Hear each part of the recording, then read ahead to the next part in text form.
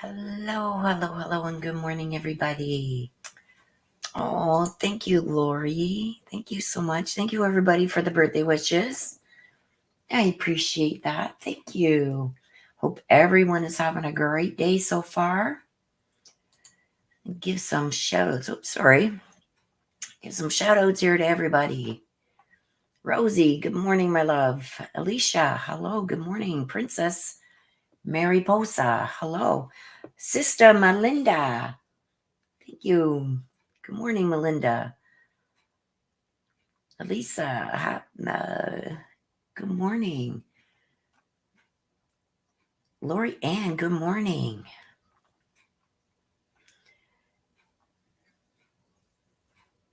Retired Sergeant Melinda, my sister from a different. Oh, Melinda, thank you, thank you, thank you, thank you. Oh, you guys, I appreciate it so much. Hello, Mom Osser. Hello, thank you, thank you, thank you. Thank you, Rosie. Thank you, everybody, for the happy birthday wishes. Nana, thank you, Nana. Susie, good morning, and thank you, everybody. Des should be on her way in soon, too. Danielle, good morning. It's been a minute. Yes, it has, my dear. Thank you, everybody, for being here. Well, I love you, too. Thank you, Melinda. Mm-hmm. And I'm going to check that because that is probably sister. I know she's running around doing a few things this morning, so. Okay, she says she'll be here in a few minutes. She's just transferring some files, so she'll be here. Yes, good morning. Mom Osser, Danielle, everybody's here. Yes. Yay. Please smash that like button on your way in. Hey, Comp 2, thank you, my dear. Thank you so much. Rosie, I'll have to get Tina to check that. Usually I don't get posts on there, but I will have her check it, Rosie. Check my messenger. I'm going to share a drink with you, Willow. I have my son. I don't know how long I'm going to be able to be here, you guys, because I do have my son, my daughter, and mom all want to go out. So I don't know how long I am going to be able to be here. And I still haven't had my shower yet, so I still got to jump in my shower, too.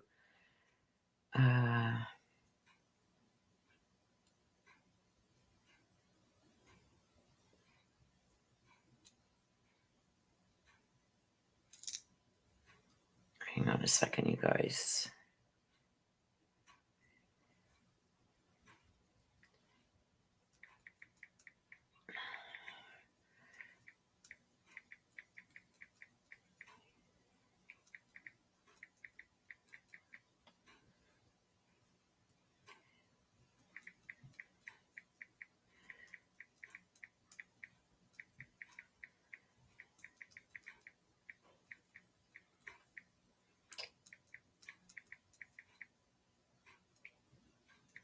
Hang on a sec, you guys.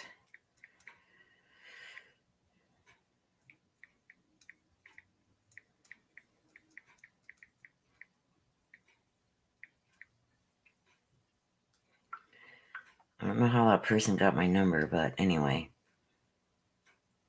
Oh, thank you, Rosie. I just checked your message now. Thank you. Thank you so much.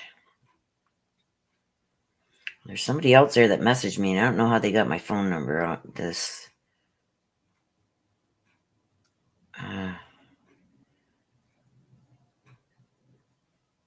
Marie, thank you. Yes, I did see that I was going to do that read on the little girl that was missing, but apparently she was found.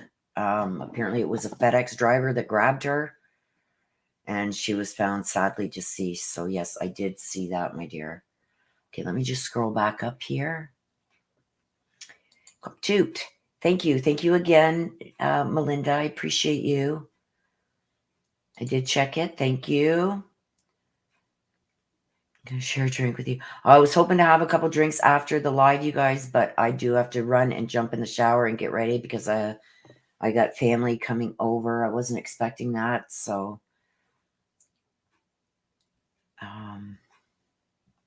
yes, you all get to share my special day. I wouldn't want to share it with anybody else on YouTube but you guys. So thank you for all being here.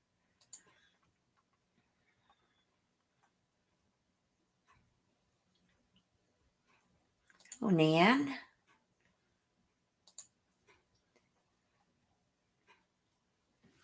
Well, I love all you guys too, and I appreciate each and every one of you. Nan says, well, today should be your day. Just tell everybody hello and goodbye and go now.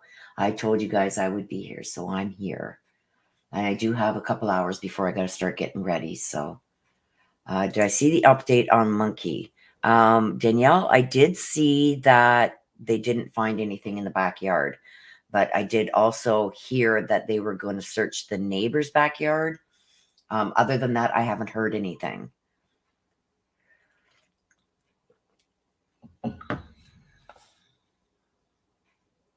No, it's nobody you know, Des. It's I know who it is, but I just don't know how they got my number. Yeah, it was super horrific. Yes. Yes, yes. You're welcome. Thank you, Nan. Yes, it does. I'm horrified. Like, and they said that he like grabbed her. He was delivering a package or something. Please, somebody correct me if I'm wrong. Because the last few days have been really busy with me. My daughter's ready to have her baby anytime, I think. And I don't think she's going to make it to January. But so there's been a lot of things going on there. I heard that apparently the FedEx guy was delivering a package to their house and she was there in her front yard and he grabbed her, took her like, I think they said 5 or 6 miles down the road and she was murdered within an hour. So yeah, it's horrifying. Like your child is not even safe in your own yard. Yes, you were. Midnight last night, my sister messaged me. Thank God my phone is off until morning. Yes, go ahead, Rosie, and put up the instructions, please. It is. It's horrible. Oh, thank you, CSI. Thank you. Yep, 21 today with lots of years experience. I love the way you think, Melinda. Oh. Okay, let me see. I mentioned it before. I think that he was moved and Chicken is sending on a goose chase in the backyard. Yeah, I think I got that too, that he had been moved. I don't remember the read, you guys, and I really even haven't. Um, I know a lot of people emailed me saying this, and this, all in that read, like matched. And if they would have watched that read back then, they might have found him. But I mean, it is what it is, you guys. They don't like, a lot of them don't like using psychics. From what I hear from somebody that is still active in law enforcement, they said that a lot of the times they do look at it, but they don't ever say anything about looking at certain creators' reads. So that's interesting. So I do think that, I don't know. Like, I can't tell them how to do their job. And I put my stuff out there. And, if they look at it, they look at it. If they don't, well, it's kind of sad. But, I do what I can do. I can't do more than that, right? Lori Ann. Dad Douglas. I got you, my dear. And thank you for the happy birthday. Let me just scroll down to it in StreamYard so I can put it up. They think as soon as I get to it, Lori, I will put it up on screen. I think he was cremated and are in two custody, still on the loose too. Interesting. Two are in custody, two still on the loose. Yeah. Thank you, Melinda. Thank you, Rosie, for putting up the instructions. Thank you, Danielle. I appreciate it. Thank you, you guys. Yes, thank you so much. Thank you, Irene. Nice to see you. Thank you, Lorianne. Thank you, Lorianne. And I have you down for your dad, Douglas. Des, I got you from Mom Terry. I got you. I got you. Messed it up. Things cranked. So they have, okay. Mama, sir, I messed that up. My thumb's cracked, so they are half feeling. Okay, I meant to say chicky. That's to put it nice, you know. Yeah, I get you. I get you.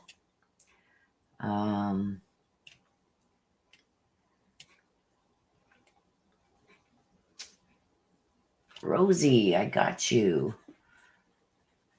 Rosie wants to hear from Mom Gina.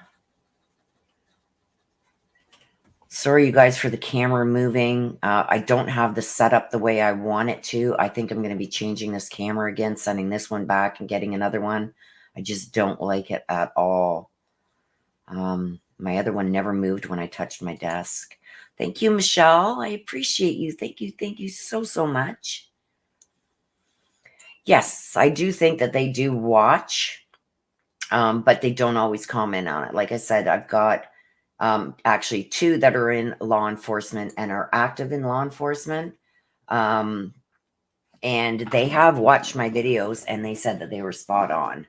So it's nice to hear that, you know.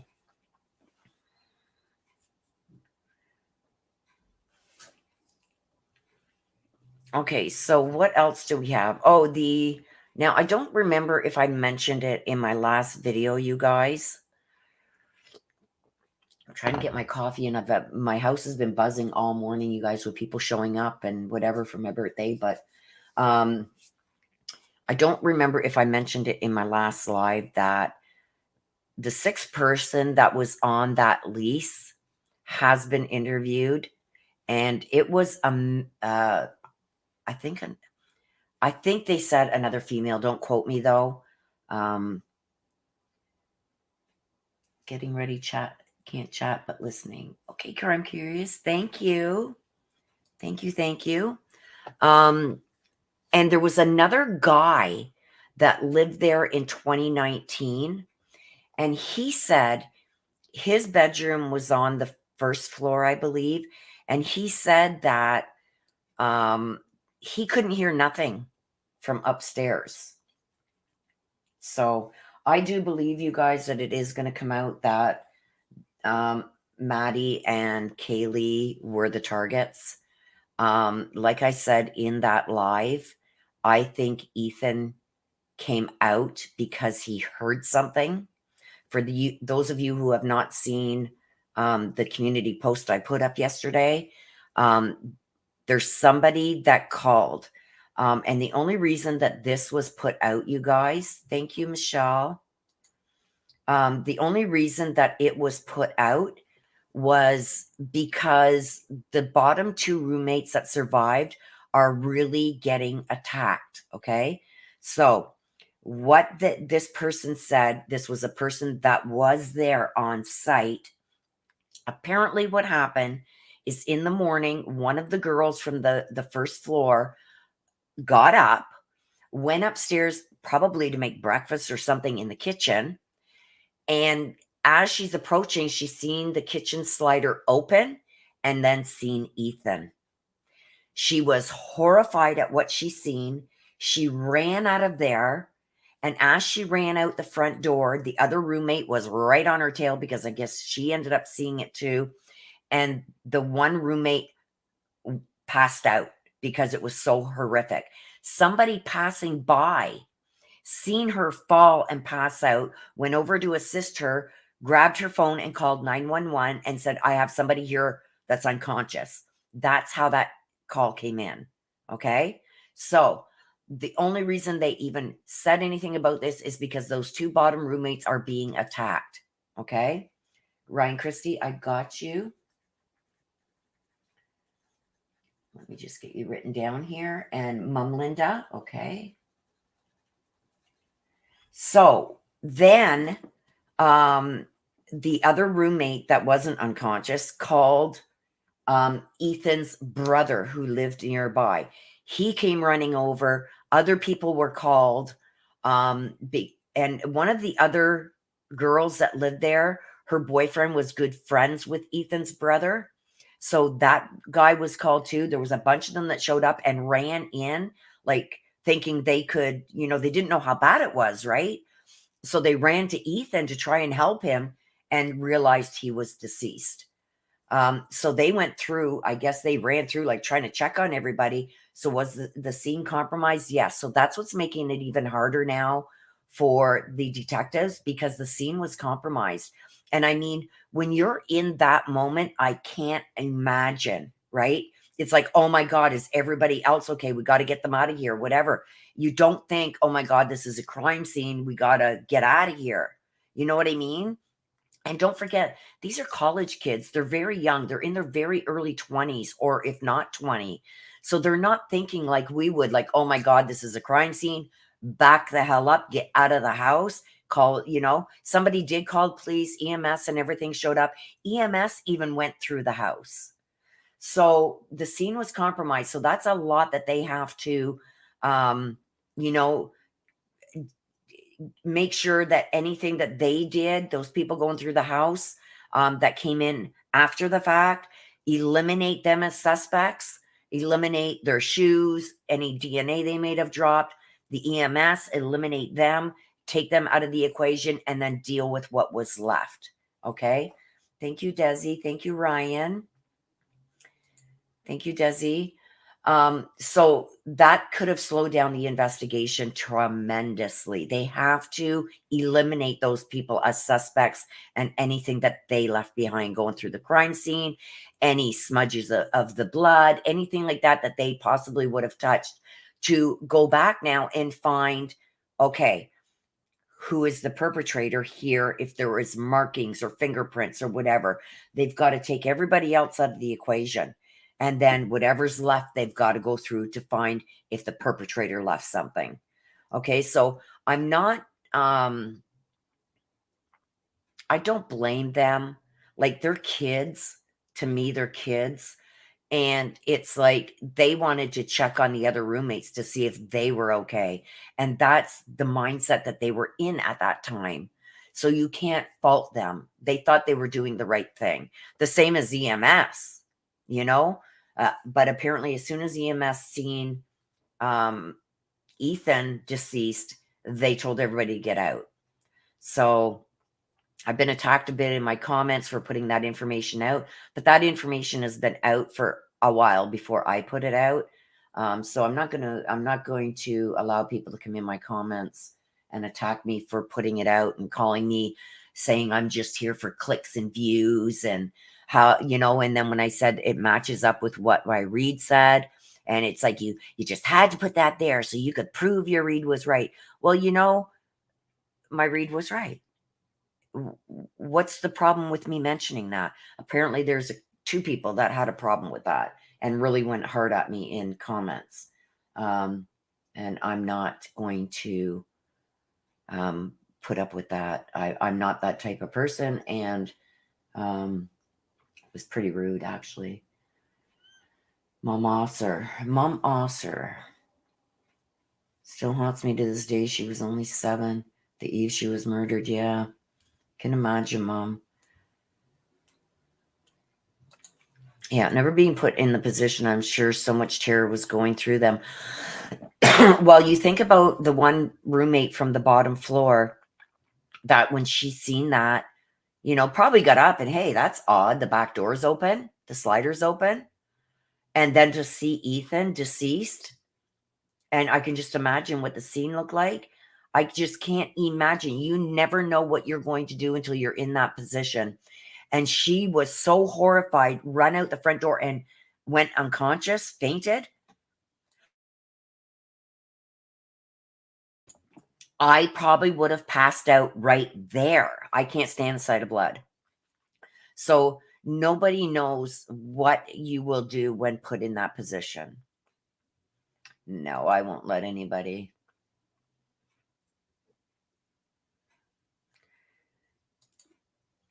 Hello, Forensic Mystics. Welcome. So, yeah, you never know how you're going to react until you are put in that position. Lorianne, I don't have Gucci anymore. Lorianne's asking, how's the puppy? He had to go back. He had some serious health concerns that I was not in a position to be able to deal with. So the puppy had to go back. And I'm still heartbroken. Yeah, exactly. Well, I wasn't being bashed for my ability, Desi. I was being bashed because I said this is all lining up with my read and what I've said. And for me to say that, like, what is so disgusting that they would have to make a comment like that about me saying, look it's lining up. Go back and look at my read. Like, there's probably more clues in there that they're missing. I did say right from the get-go that my intuition, my ancestors, and everybody told me they parked up in the back. They came through that bush and came in the back door. And I believe that the girls were the target. The girls were murdered first. And I feel that Ethan heard something. Probably after they were murdered, he might have heard the screams or something and got up to investigate and was seen by the perpetrator. And that's why I said Ethan and Azana were collateral damage. I also said that I think either Ethan told her to run and she ran into the bedroom to the farthest corner to try and hide. And that's where the blood was coming out on the outside of the wall. I was giving my what I was getting from my ancestors and my intuition from what I was getting from my cards and everything else. So to be bashed for pointing that out, it's just like nonsense. So yeah, like I don't know, like I would have probably passed out right there as soon as I seen Ethan and seen that scene. I can't handle blood. So I would have passed out right then and there. At least she got outside. She passed out, fainted, whatever. And it was a passerby that seen her passed out. So it's like, you just don't know how you're going to react. Exactly. But she passed out, right? And I think her screaming and whatever, when she seen that, alerted the other girl that was on the first floor and they booked it. Like, I would have too. It's like, is the killer still in the house? You don't know, right? And you don't know how you're going to react when you're faced with that. So, absolutely. And does my sister does can verify that. That's for sure. And a lot of people that have had their readings, like the feedback that we get and everything else, it's like, and they can't. Anyway, I'm letting it go. It's my birthday. I'm not dealing with that negativity today. And I left their comments there just for everybody to see. Yes. And this is going to affect them probably for the rest of their life. For the rest of their life. And then, and that's why this was put out and released, okay, by either a friend of those girls that survived or somebody else in the campus or something released it because they were being attacked like you wouldn't believe. They are already suffering the trauma of what they seen and found. And then to be attacked and accused of being the ones that had something to do with it, it's just horrific. So I don't blame whoever put that out. I don't blame them. Like, these girls need to be protected right now too. Can you just imagine? They're never going to want to go back there again. They're probably not even going to want their things that are in there because it'll be a constant reminder of what just happened.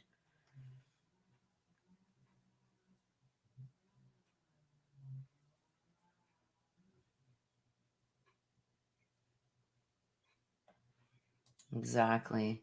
And I have to say that to protect myself for entertainment purposes only. I have to say that to protect myself. Oh, thank you, Desi. Yeah, because you don't know how you are going to react when you're in that situation. Yeah, the ones that are being mean to those surviving roommates, like those surviving roommates are going through their own hell right now.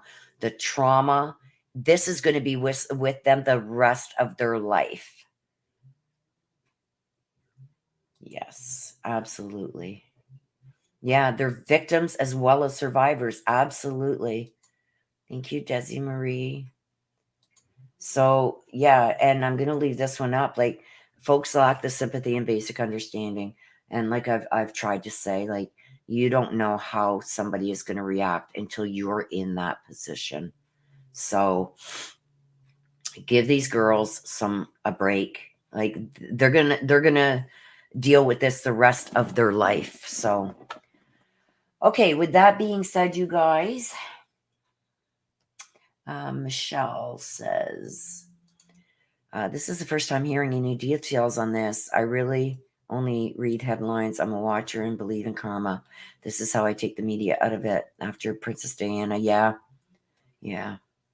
And that's why, unless it's a fact, unless I can back it up and say this is fact, I don't post it. And posting that, I think I watered down what was said just to give the facts so people will stop attacking these two surviving roommates.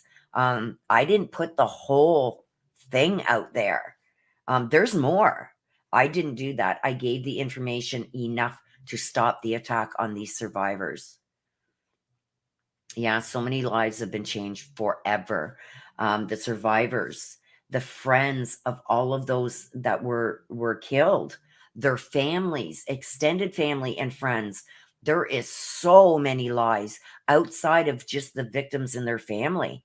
The girls and Ethan, Maddie, Xana, and Kaylee, their friends, not just their family, but their friends and all who love them, their teachers, their acquaintances. It extends so far out there. Us that care about these girls and Ethan that we don't even know, and their families, So this affects so many people. So for those survivors to be constantly attacked and accused, I think is just, don't add more to this horrific situation that what's already there and what they already have to deal with. Crime Time with Jess. Hello, hello, hello. Well, you got to catch one today. I'm glad that you're here. I'm glad you're all here and can make it. Be Kind says, happy birthday. Thank you. Be Kind. Thank you. Yeah, and the whole community, all of Moscow. You know what I mean? Like, there's so many that are affected by this now. But those two girls are going to be, and the families are going to be traumatized for the rest of their life. Like, and from what I understand from the interviews of some of the parents that have spoken, these roommates were very, very close. Very close. They were like sisters. Hello, Linda. Thank you for being here. They were very close. So, okay, so I'm going to start getting the cards shuffled up, you guys. And then we are going to be starting because, like I said, I won't be here that long today because I have family and my kids and that coming over. I guess we're doing a birthday dinner, so I still have to get ready and have a shower and everything. So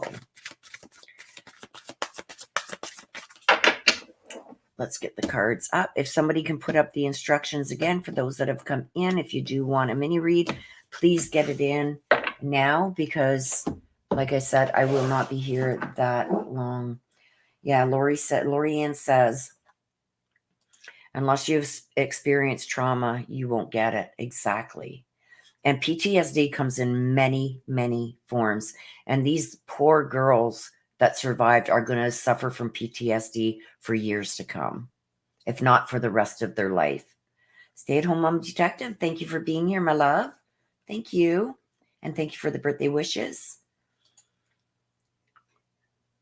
Oops. Thank you, RL Boise. Thank you so much. Okay, so I'm going to get the cards shuffled up, you guys, and then we are going to start. I want to make sure I leave enough time today to shower up, get ready. So, I'm going to look at that because there's a card that flew out. And of course, I'm trying to pull in as much as I can to my desk so they don't go on the floor. Let me just see what's come out. 3. Oops.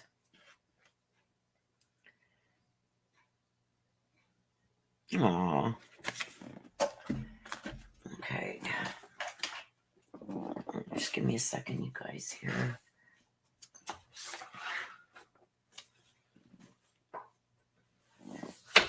Okay. My book here so I can... Crime Time with Jess. Let me get you written down.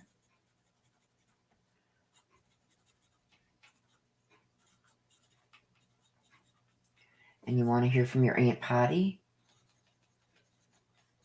I got you. I got you.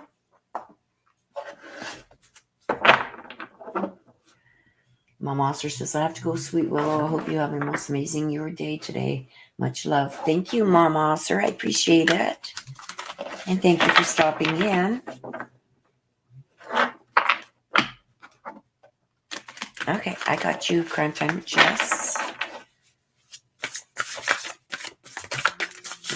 Oh my gosh, my hands are not working today, you guys. My hands are so dry and the cards are hot today, you guys. They are just wanting to say what they need to say.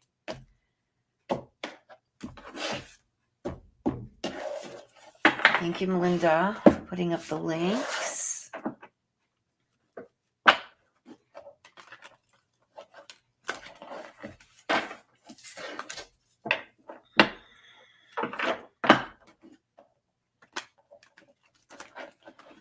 Yes, rosaries are always spot on. It's almost scary. Yeah.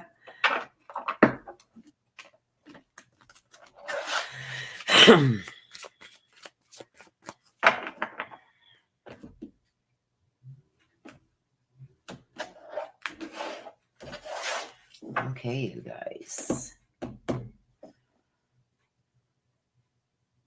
I'm almost scared to get mine, Rosie says. Uh-oh. Just give me a second, you guys. I'm going to go and close the door here so we don't hear that chainsaw going.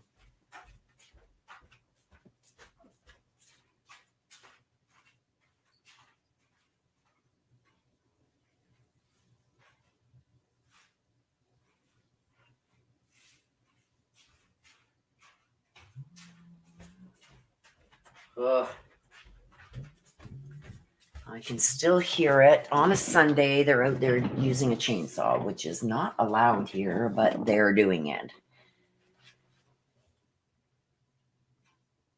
Okay.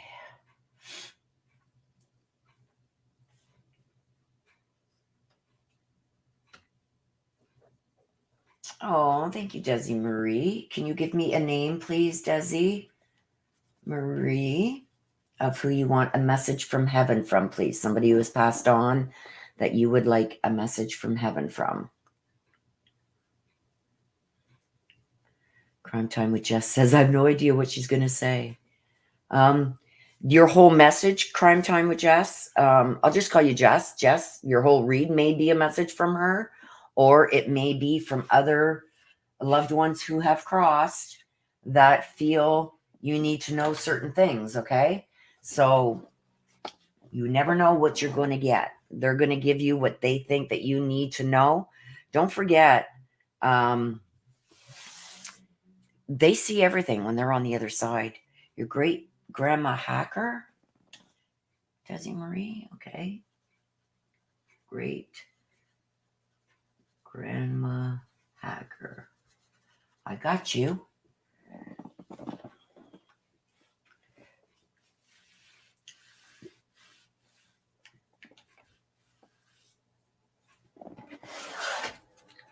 so let me change my screens here, you guys, so I can see if any others come in during the reads. Have it pop up on my other screen. You're very welcome, Desi Marie. And let me just get my settings set up here, you guys.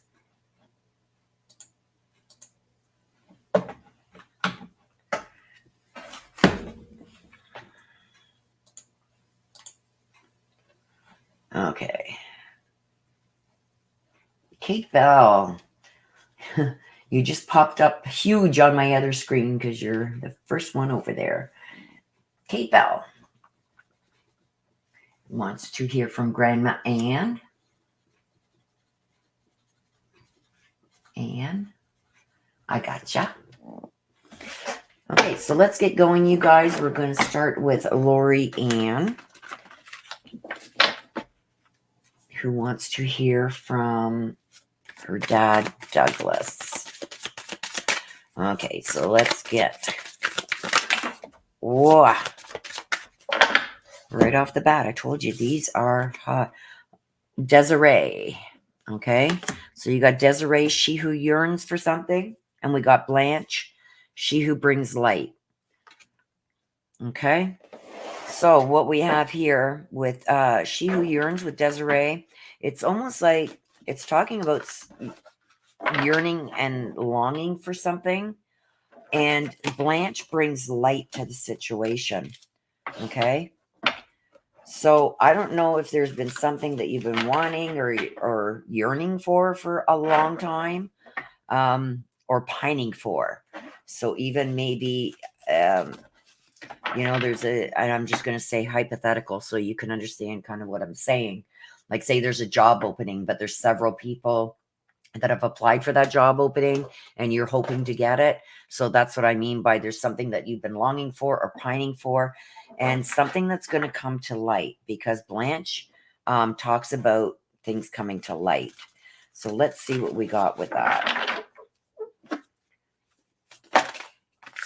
Well, there's one that's come out so far. Whoops.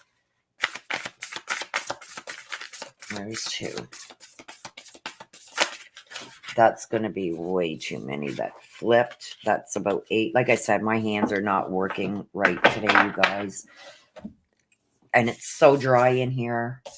Okay, so we have the Page of Swords. And we have the Two of Swords in the reverse. Okay. So you see the Page of Swords here, like running away. You see people. This is usually doing stuff behind people's backs. And then we've got the Two of Swords in reverse. Okay, so this usually talks about maybe not being able to make a decision, something like that. I'm going to put it here. We know that it's in reverse. So there's something that you've been longing for, wanting, pining for, competing for, something you have wanted for a long time. I think there's an opportunity that has presented itself to you, and you feel like now is the time that you have to do something about this.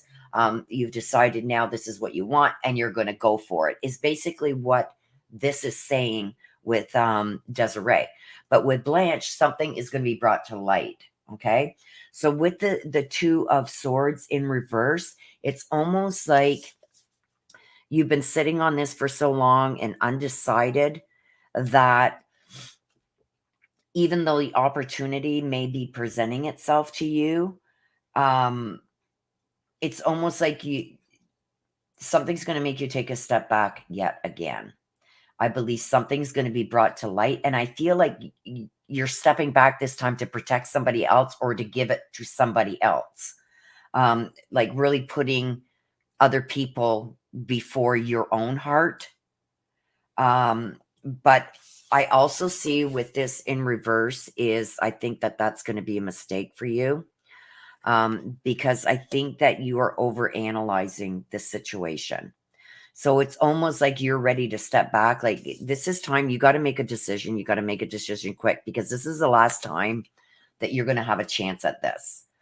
So if you continue to do the same things by putting others before yourself, your heart is going to take a hit, is what it's telling me. Okay. And I've also got here with the Seven of Swords. It talks about like a loss of peace of mind, stabbing people in the back, running away from your problems, stuff like that. This is telling me that you really need to be careful of what others are doing to influence your decision. Because I think there's somebody here almost making you feel guilty about taking that chance. Okay? So make sure you're being honest with yourself, because I feel like there's some secrets still that haven't come to light regarding this situation. And I really do feel that somebody is almost like trying to make you feel guilty about going forth with that choice.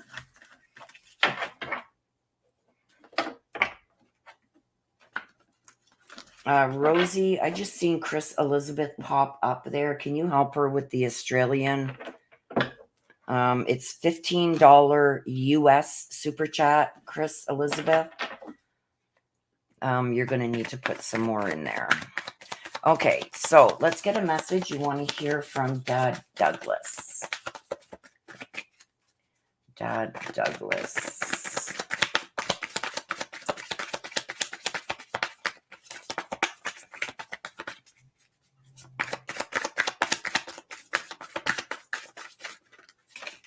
You've got two. Okay, he's saying that he's with the rest of the family. So I don't know if you were wondering about if he had met up with others specifically on the other side. He's saying yes, and he's saying the younger person. So whoever this younger person is also, he's letting you know that he's with the younger person too. And there's an emphasis on that younger person, okay? And he's also saying that he is going to point you in the right direction. Okay, this tells me that you're going to have choices, and I believe it's about this. He's trying to point you in the right direction. It's almost like, what advice have I given you in the past about this? And maybe you didn't follow his what he said in the past. Maybe he gave you his opinion and you still didn't follow it. But he's saying that, I'm almost getting like, you'll know what to do if you remember what I've said to you about this. He's talking about this specifically, okay? And he's saying he tried to lead you in that direction before and you didn't listen, so he wants you to follow that now, okay? And he's also bringing forth this younger person. He's letting you know that, yes, he did meet up with that younger person, okay? Rosie, are you here, dear?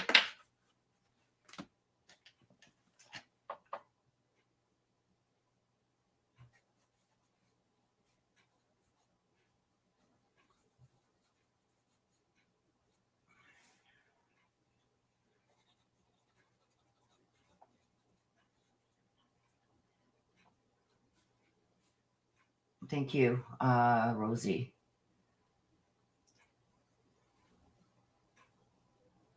Cindy, I got you, my love. Miss Sheffield, I got you. Okay, so where did she just put that? Okay. Chris Elizabeth, it is $15 US dollar super chat. You paid in Australian dollars, so you're going to have to add another $7.05 for your read to go through.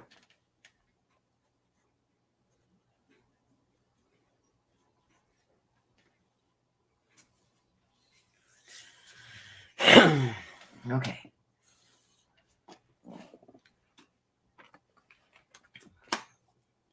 There's Mummy.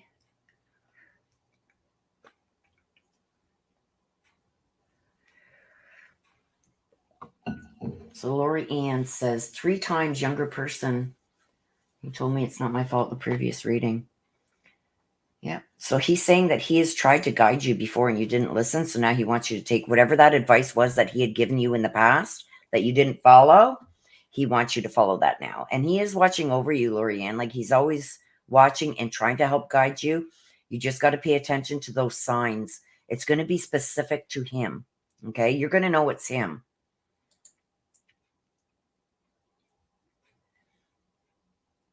Oh, thank you, Melinda. You're very welcome again. Okay, Des. Let's see what's going on.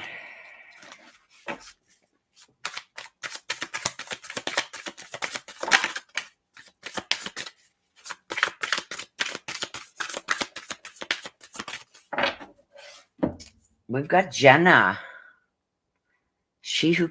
This damn camera. I'm sending this camera back, you guys. I will be having a different camera for next Sunday because this one is crap. It seems to go too wide instead of focusing on right here. I used to be able to focus in here so you guys could see the cards better, and this camera won't do that, so it's going to go back. Okay, so you've got Jenna, and she talks about she who calms, and you can see the water that she's going through. It's almost like a stillness.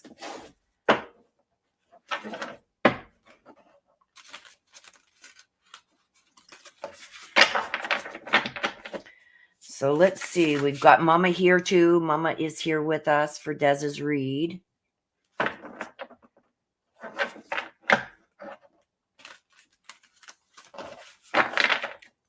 She usually has a lot to add. Okay, so let's get some clarification. I told you. Clarification on why Jenna is there. She who calms. Okay. We've got the Three of Pentacles and the Wise Counsel. Three of Pentacles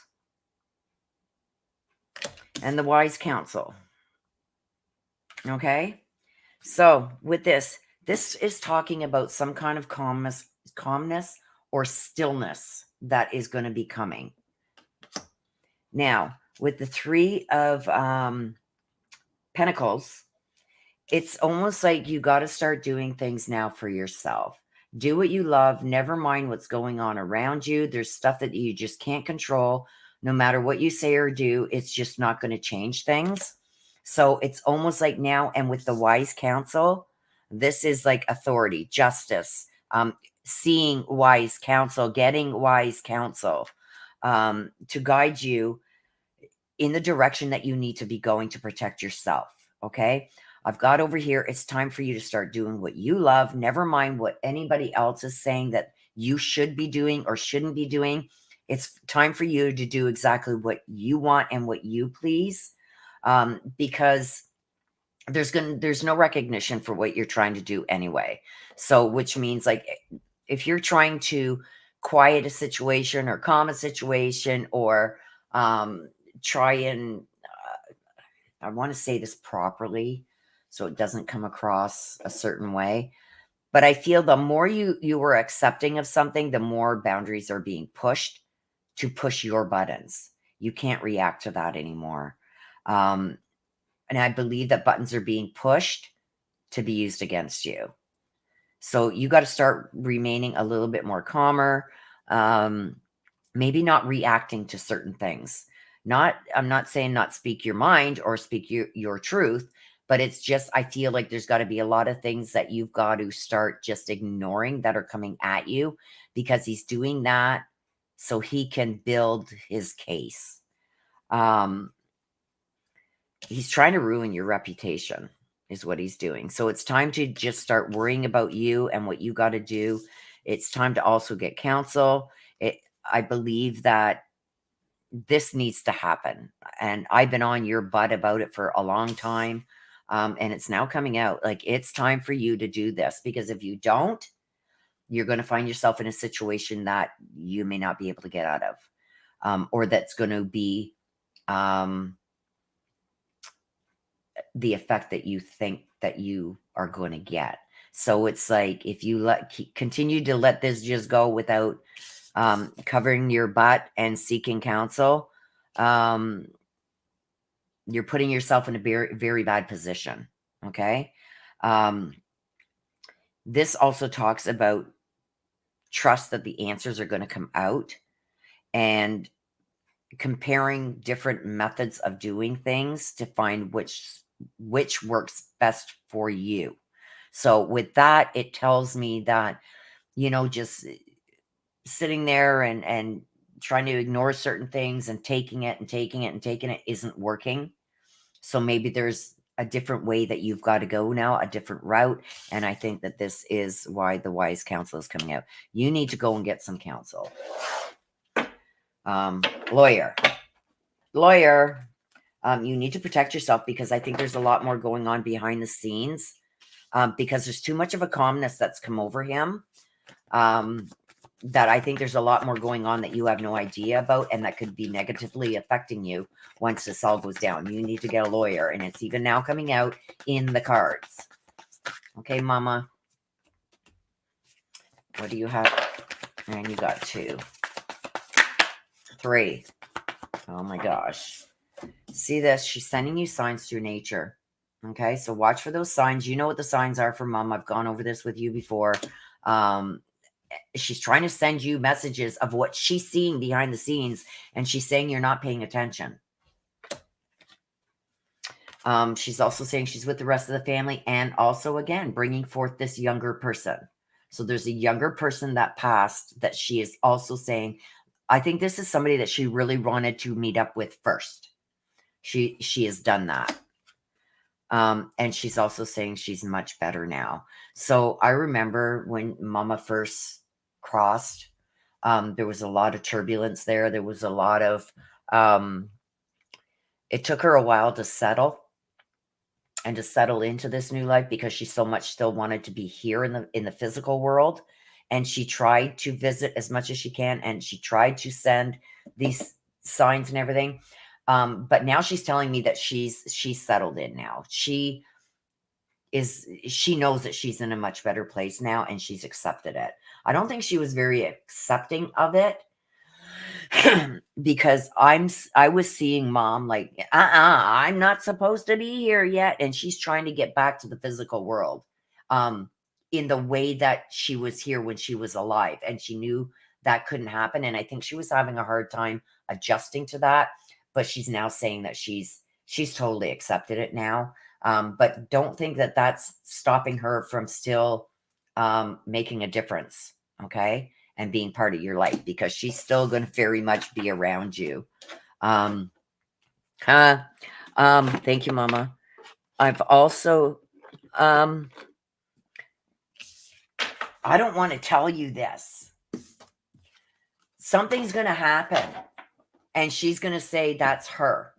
It's either going to be you're going to bump your head or catch your finger in something. It's not something that's horrific, but because you're not listening to her, something's going to happen, and she's going to say, that was me. Hey, just to let you know, she is there, and she's not doing this to hurt you. She's going to do this so you know she's there. And it's going to be like, you're going to get like either hit in the head with something like an elastic band, like not something to harm you, but something is going to happen along. And I feel it's something to your head. So either, I don't know, like, you can get those little boxes of hot chocolate with 6 packages in it. That's going to fall and hit you in the head or something. It's going to be something that's not going to harm you, but something that she's going to let you know that she is there, and she's upset that you're not listening to her, or that you're not making right decisions. I don't know, but she showed me something hitting you in your head and going, where did that even come from? So you better watch for that. That's Mom. That's Mom, I'm telling you. Oh, well, there you go. I did not know this.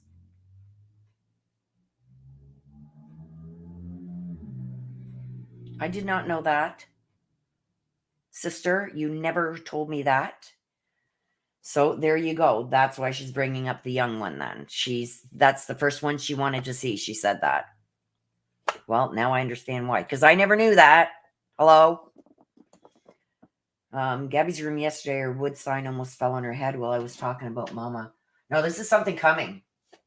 This is you. It's going to happen to you. It's like, I almost see, you know how you used to put an elastic band on your fingers and go, boo, boo, and you used to get somebody with it? I see something like that happening. It's not going to be something that's going to hurt you. Like a wooden sign falling would hurt you. This is not going to hurt you. This is...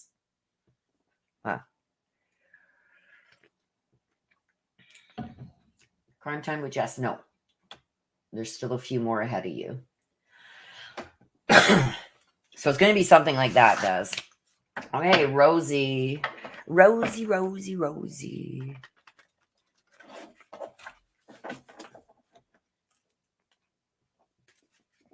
Let's see what we got for you, Rosie. There it is. Manara, she who waits, talks about waiting for somebody. Manara talks about waiting. She who, this damn thing. She who waits. So, what's that have to do? It has something about determination, waiting for things to happen, which is not always a bad thing. We're going to see what we get in your clarification cards, but it's talking about having the patience and determination. And that one came out right away. Three of Swords, Queen of Pentacles. I knew another one. Look at that. There's so much for you. So we got the Queen of Pentacles, the Three of Swords, the Ten of Cups, and the 8. 10 of Cups was in reverse. So we put that up there. So, Queen of Pentacles, Three of Swords. We've got the 10 of Cups in reverse. And we've got the 8 of Wands. Like a lot here. You're supposed to get 2. You got a bonus, my dear. Okay, so having patience and waiting, some kind of determination. I'm being drawn to the Three of Swords. The Three of Swords is really talking about having maybe some thoughts or moments that you need to take for yourself, because I feel like there is some kind of sadness that's going on that you still haven't healed from. And I believe that this is from something from way back in the past that you still have not healed from, that may be still affecting your life today. And it's almost like you're going to get past this, and you've got to get past this to move on to the next chapter. Because if you don't heal that stuff, you continuously bring it with you along your journey, right? So there's something there that you finally have to say, okay, that's enough. I don't even care anymore. I'm just going to heal with it. If I can't change it, I'm just going to leave it in the past and let it go. I see a lot of that here, and this is something that's caused a lot of sadness in your life, and I think that you need to finally let it go. Okay. We've also got the Queen of Pentacles here.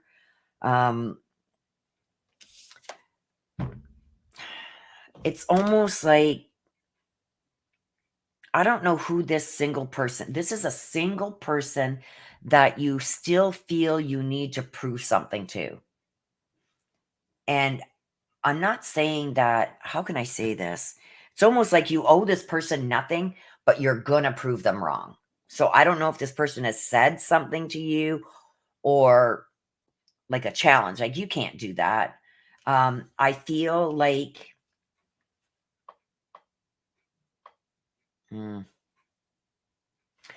you got to approach her sensibly, because I feel like she could maybe even be holding you back. But this is also being attached to this, is you just got to, never mind what this person is saying. You just got to let it go. Start making decisions based on your desires, and who cares what anybody else thinks, even if they think it's not the right thing to do. I think you need to put all that in the past. We've got the 10 of Cups that came in the upright, in upside down. Okay. This talks about emotional contentment and warm relationships. So I feel, and people that you can trust. So I feel like with this being in reverse, there's people that are in your circle, maybe that you are either going to for advice, or including in circles, decisions making, stuff like that. This could even be part of your family, that I feel is also connected to this, that you need to think about your own emotional stability, because I feel like you do a lot of other things so other people don't talk badly, or don't judge you. You got to just let that go. If they're going to judge, people are always going to judge you anyway. And what other people think of us is none of our business, right? This is telling me, like, you got to start putting yourself first. Never mind what others are going to say. Let them be judgmental. That's on them, not on you.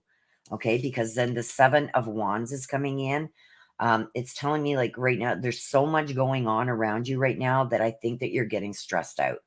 You need to let this go, because I think this here is a big part of why you are stressed out. When you get stressed out, like, there's normal everyday stresses, but I feel almost like when you're going to, you feel like you can almost make a decision on something that's finally once and for all.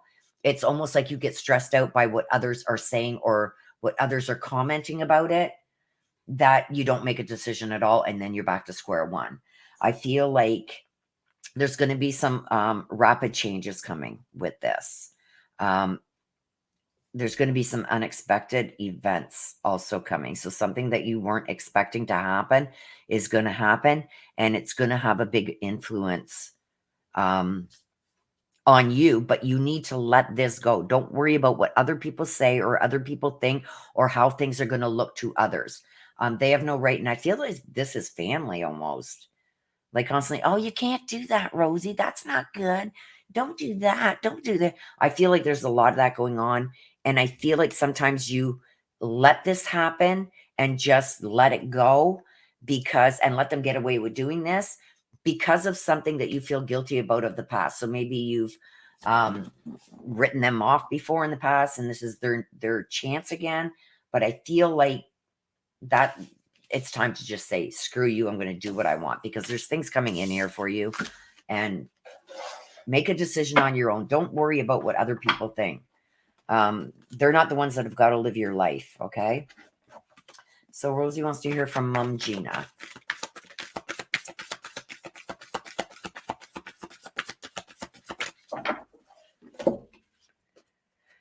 Again, I send you loving signs through nature. So watch for the white butterflies. You're in summertime now, Rosie. Watch for the white butterflies. I'm seeing white butterflies. And she wants you to know that that's when she is the closest to you. That and cardinals. I don't know if you have cardinals out there, but I'm seeing the white butterflies. So that's her letting you know that she is around you and surrounding you and trying to protect you and trying to even communicate with you at that time. You sit and listen quietly and see what you hear. Okay. But I'm getting specifically the white butterflies. And this here, screw them. Do what's going to make you happy, my dear. Life is so damn short. You can't live it pleasing everybody else. If they don't like your choices, too bad. That's on them, right?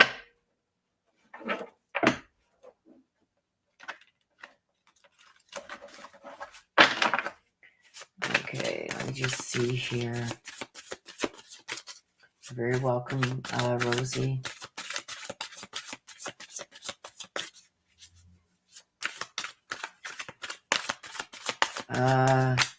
Can somebody address Marie, please? Okay, Ryan Christie wants to hear from Mom Linda. Let's see what we got for you, Ryan. Ryan Christie, there we go. Jenna, again, Jenna, she who calms. Jenna. So it's almost like a stillness, a quest.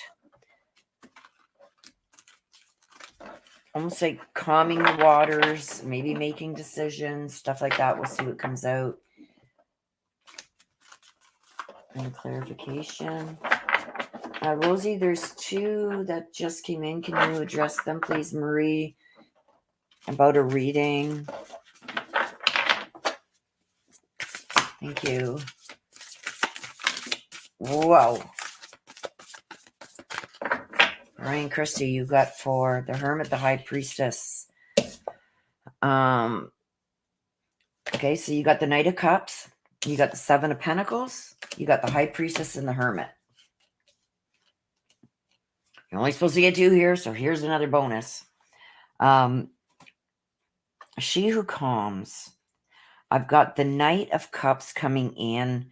This is talks about being swept off your feet, some kind of sudden change in maybe a relationship, a lack of balance in a relationship.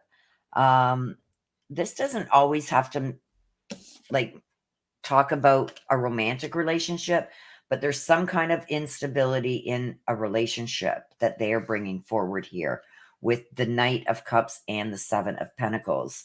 It's almost like you thought it was solid with this person, like solid ground, all the efforts and investments that you've put into this relationship. Um, it's almost like you would never see that. This is a type of thing that I see here that I never thought this would end or have any problems because we invested in it well. We're so much alike, stuff like that. But there's, I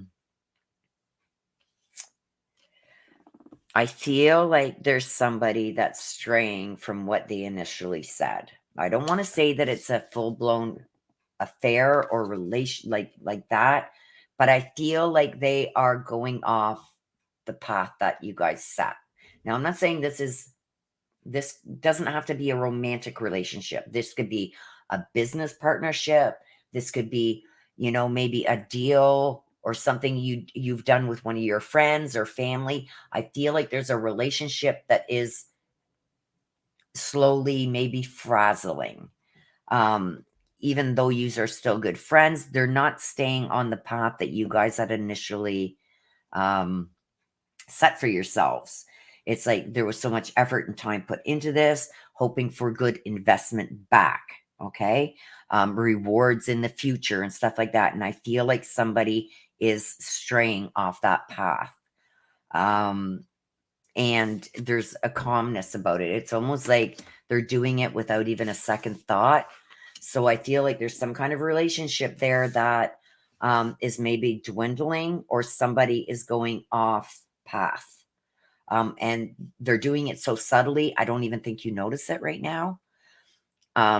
But this is something that you've put a lot of investment and energy and thought and, always there for each other type thing. I don't even think that you're aware of this yet, but it is going to come to light. So please be watching for that.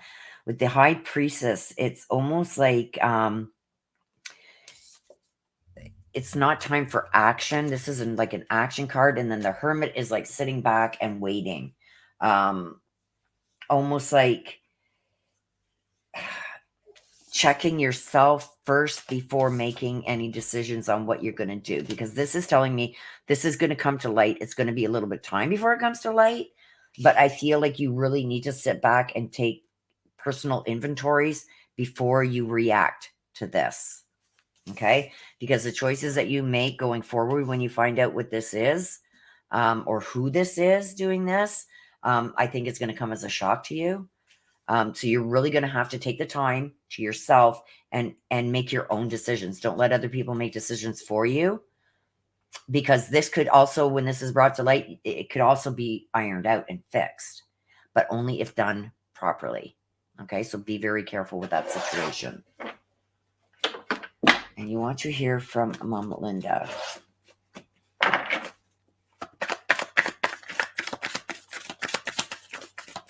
Mom Linda. Okay, see, here we go.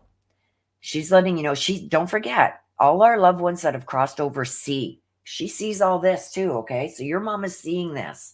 She knows what's coming.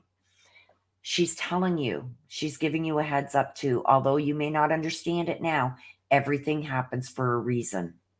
Okay? So I do believe that this is connected to this. I believe that this is her bringing you this message. And this may be the end of either a friendship or something. Not that you're not going to still speak to this person or have anything to do with this person, but I think the relationship, whatever this relationship is, whether it is a relationship or a business thing or a friendly thing that you guys agreed upon, even though that comes to end, I don't think you're going to end up enemies, but I really think that this was going to be in the best interest because of things that are going on behind the scenes that you don't know about. And that's why I think your mom has put this out. Although you don't understand it now, everything happens for a reason. She's also telling me that you're still perplexed by her death. So I don't know if there's still something regarding her passing that you don't understand. I don't know if this is mixed with this. I don't know. But she's telling me that everything, you are going to understand everything one day. All the pieces will come together. Okay. And she's going to make sure that happens for you. Okay. Very careful of that. Okay. Michelle Reagan.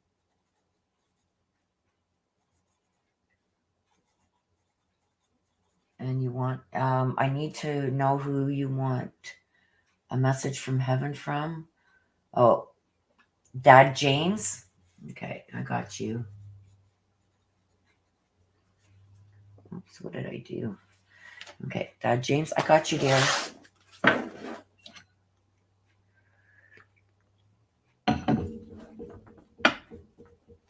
Okay, so that was Ryan. Jess, Crime Time with Jess wants to hear from Aunt Patty. Crime Time with Jess. Let's see what's going on.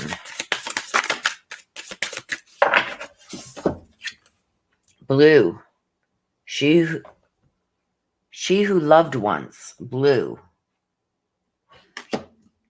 Okay, so I feel like there's something going on here where you're being either judged or some kind of rejection happening. But I feel like this is harsh. There's a harsh judgment that's happening with you.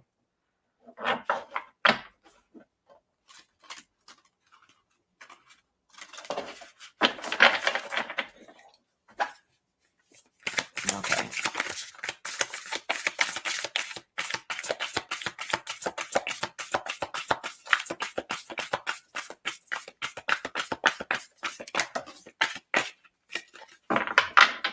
There's one.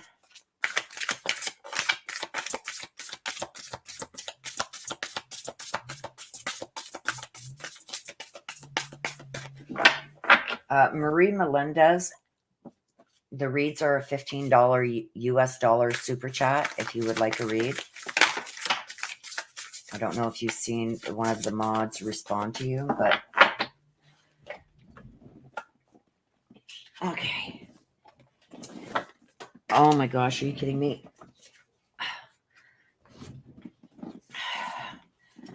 Okay, so we've got the Ace of Wands, Fire Element. Sorry, I'm just trying to fix my chair here because as I bent down, I lost my heating pad. And then we got the Nine of Swords. There's really something that is, I don't know.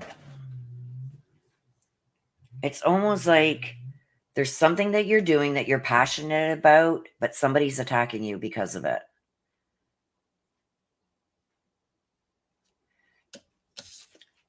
I'm getting, there's something that you are doing that you are really passionate about, but I feel like there's people coming in and attacking you.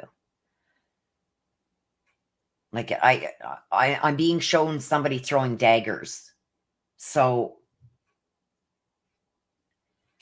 and I've also got the Nine of Swords. This is really, I think there's some things that you need to refocus on. I don't know. Okay, I need another card because what I'm seeing is really odd. Okay, we got the Six of Wands. See, we got a lot of fire. This is action. Okay, taking action, making plans. I've got a lot of that. So what that tells me is you really do need to take action on something and make some plans on how to either fix this or silence it. Because I feel like it's almost like you're given this amazing opportunity. You're doing something that you're really passionate about and you really love. And somebody's throwing daggers, trying to ruin that for you. And with the Six of Wands, this tells me that it's some kind of public recognition. So somebody's doing this publicly to you. And it's telling me that you need to shut this down now. So whatever, I don't know if you're aware of this, but somebody is attacking you publicly and you need to squash this. You need to put an end to this. You need to tell your truth, because I'm seeing it here. Like, this is a very fragile situation. This needs to be dealt with so it can be put to rest, because I feel like somebody is trying to attack something you've done. You're doing something that you're very passionate about. It's something you want to make big. I don't know. I don't know if this is a jealous person, but I feel like I'm seeing somebody showing me somebody throwing daggers at you. So either somebody's trying to harm you or somebody is saying harmful things about you. Somebody's coming for you and it's being done publicly. So I don't know if you're aware of this, but somebody is attacking you publicly. And this could really hurt any kind of recognition that you would have gotten from whatever this is that you're doing. I feel like you've got something this could even be a new job or a new business you've started or something. But I feel somebody is attacking you publicly and it could be doing a lot of harm. I don't know if you're aware of that. So if you're not aware of this, you got to look into it. And if you are aware of it, you got to shut this down. Really take your time on how you want to approach this. Do it respectively. Like, don't stoop to this person's level. Because I feel like this person's I feel like there's more than one. There could even be 6. But I feel like they're doing it maliciously. So you really need to shut that down. Because, and I also feel like it's causing a lot of stress in your life. Like, you've worked so hard and these people, and I feel there's more than one, have come in and are trying to ruin something good for you. And I think it's really causing a lot of stress for you, which could lead to health problems, my dear. You do have to address this and you have to squash it once and for all. Even if it means like standing up at work, if this is a work related thing, I don't know. But somebody is trying to really make you look like somebody that you're not. And I do feel like they're coming at you hard. They're trying to get revenge for something. I don't know, but you've got to really put an end to that because they're doing this publicly.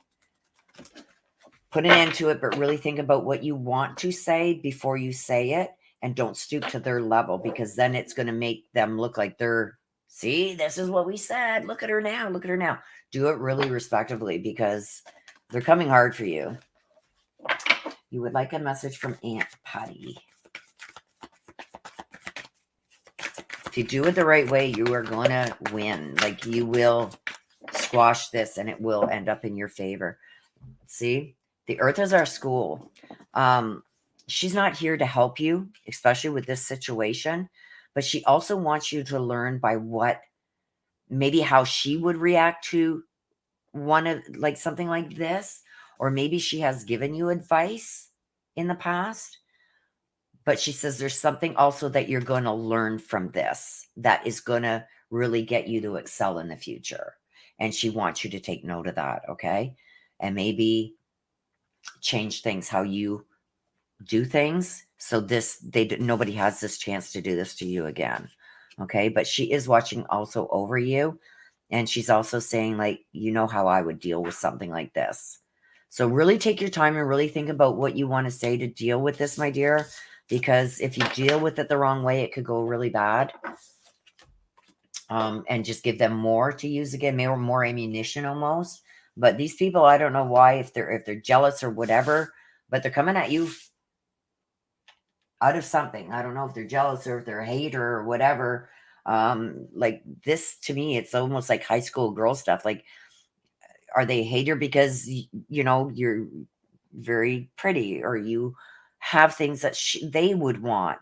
Like, they're coming at you hard. Like, it's disgusting, really. So, Desi Marie, let me just take a sip of my coffee here. Oh, Miss Missy, I see you, girl.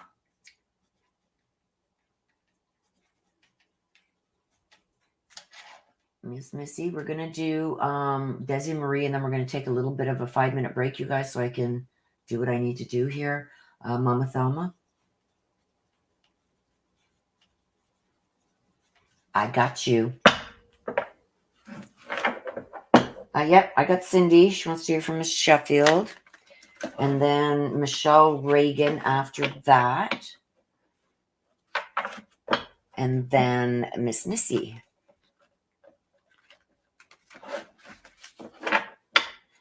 So I've got Desi Marie that I'm doing right now. We're going to take a break after Desi's. And then I've got Kate Bell, Chris, Elizabeth, Cindy, Michelle, and Miss Missy.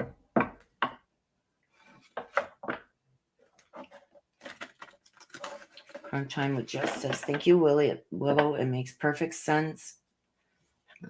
I can't read it. The print's too small. Thank you, Willow. It makes perfect sense, and I do know how she would handle it. Good. Well, that's how she wants you to handle it. Yeah, you got to shut these people like that, Jess. Like, you got to really shut them down right away. Like, don't let people come at you like that. You know what I mean? Like, what I was seeing, like, they were throwing daggers, like, and I'm not saying like they were throwing daggers like to stab you or something like that, but when I see somebody throwing daggers, that means they're coming hard for you. Which usually generally tells me it's a really jealous person, jealous of you, wanting what you have, stuff like that. Or you've put this person in their place before and they didn't like it. So now they've recruited others to come at you too. I don't know, but I'm seeing daggers being thrown, which tells me they're coming at you hard. You got to shut that down, but do it with class. And don't let them get away with that shit. Nobody deserves that. Okay. So Desi Marie, I love you too, Melinda. Thank you so much. Wants to hear from Great Grandma Hacker. Desi Marie, are you here? Oh, there we go. Desi Marie Manera, she who waits, waiting for something. Talks about a lot of patience and determination. Let's get your clarification cards. See what this is about. She who waits. Manera. Why is that there? Look at that. We got the Queen of Pentacles again. And I also got, hang on a second here. We also got, with Manera, you see the white butterfly. That tells me of a past loved one. Okay, so we got the Queen of Pentacles, and we've got, I think these, oh my God, the Queen of Pentacles and the Two of Swords. Look at that.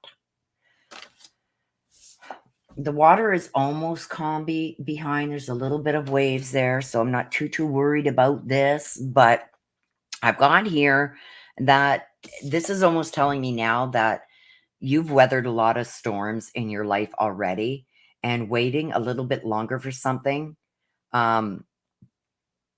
is not going to affect you the way maybe somebody else would be affected. So I do feel that right now you're not ready to make a decision regarding something, that you have the patience and determinations to wait. You want all the information, and this is why this is here. I think that there's if this is something financial or could affect your finances. And I do think that you need a little bit more time to think things through with this. I know right now you want to follow your heart and you want to jump right away. But I do see you knowing, wait a minute, I got to slow down a little bit. I think you really need to look into this a little bit more. I'm not saying that I think that you're going to be faced with a decision. I just want you to be careful of not looking at maybe a red flag that's there. I think that there's a lot of good things that is going to benefit you by this, even financially. And you've really taken your time to think through it. But I think it needs a little bit more time, because I think that there's something there that maybe you've gone, nah, that won't be a problem. But later on, because you really want this, I think you're discarding something as not a really big problem that may come back later and be a big problem. So I really want you to think it through before making this decision. I mean, you've waited this long, and this to me, being that the Queen of Pentacles is there, this talks about being generous and being practical, but it also tells me that there's somebody here that's very materialistic. So that could be what I'm getting here with, you know, certain someone is very materialistic, but it's not going to be a problem right now for us, but it may become a problem in the future, or you may be overlooking at actually how much that is going to affect this decision that you've made. Just be practical when you're proceeding in this. I do feel like you've waited long enough for this, that you're ready to make a decision or go forward with something. I think just a little bit more time, okay? Because I really do think that you need to think this through a little bit more and really make sure that you do overanalyze certain situations so you're not caught off guard later down the line. I think that you've really taken a sensible approach to this so far. Don't let your guard down now, just to have this happen. Continue doing what you've been doing and really analyzing things and looking into things before you make a final decision, because I think this final decision is going to be something that affects the rest of your life. And it could be something very good, but make sure everything that you're concerned about is dealt with before you jump in with both feet. Okay? Because little things that you let go now may be something that comes back later as something bigger. Like, you know how you go, I don't like a snorer, but I can put up with it, I guess, because I love him so much. And then down like a month in, it's like, oh my God, if this guy doesn't stop snoring, I'm going to stab him. Oh, I don't mean that. But smother him with a pillow or something, because then it does become, you know what I mean? Because then it does become a big issue. And that was just hypothetical, by the way. Just to let you know how I'm trying to get it across the way I want to, and it's not coming out right. But that's what I mean. Like, he snores. Oh, well, I can live with that. When down the line, it's like it becomes a big issue because you can't get no sleep at night. So that's what I'm meaning by this. There's something that's still there that you may tend to go, okay, well, that's the last thing. Let's just overlook it. It's not a big issue. It will be down the line if you don't deal with it now. Okay. But I do see if you can get that all worked out, this is going to be something that is going to benefit your home and your family. So this could be something major. Maybe that's why you've been taking your time so far. Don't let your guard down now. Okay, my dear. Great Grandma Hacker, do you have a message, please, for Desi Marie?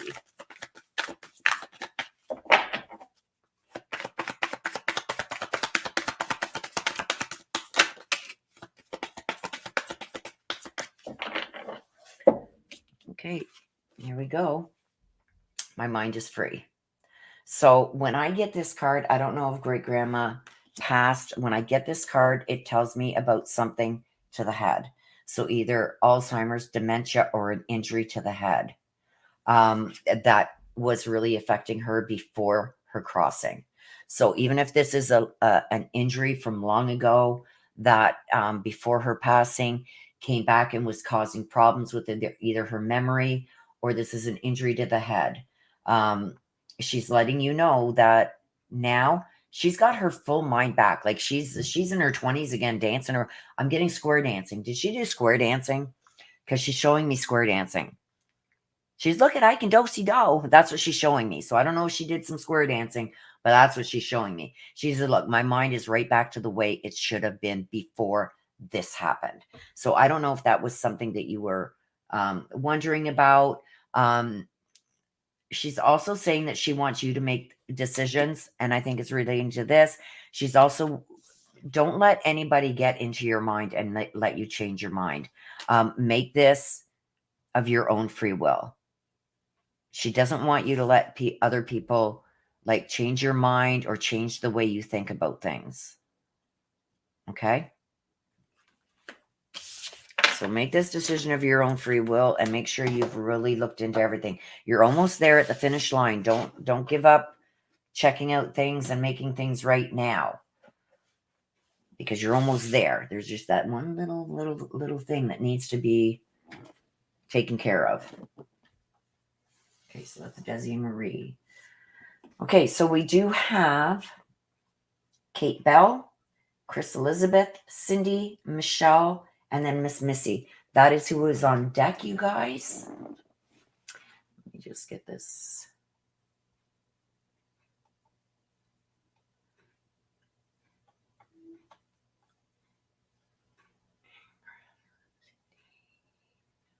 Yeah, that's who I got on deck. Okay, I've got everybody. I just want to make sure I got you guys written down. Gonna hop off. Love you all so much. Love you too, Melinda. You too. Stay healthy, vigilant, strong. Yes. Do not go out alone. Like I'm spooked by what's happened in Moscow, Idaho. It's really, the world is becoming a cold, evil place, and it's like I worry so much about everyone. Like if this can happen, oh my gosh, it can happen anywhere. And then the little girl, was playing in her own yard. She was taken by somebody probably dropping off a package that was ordered for Christmas or something.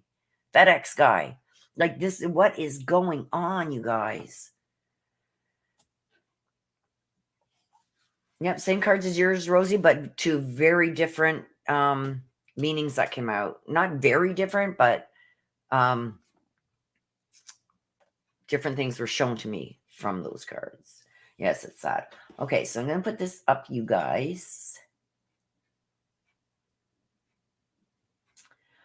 We're going to go on a 5-minute break. If you do want to read, please get it in during this break, because after the break, I will not be accepting any more. Okay? So if you do, the first two were the same only, yeah. So if you do want a read, please get it in during the break. Once I come back, I will not be taking any more. Okay?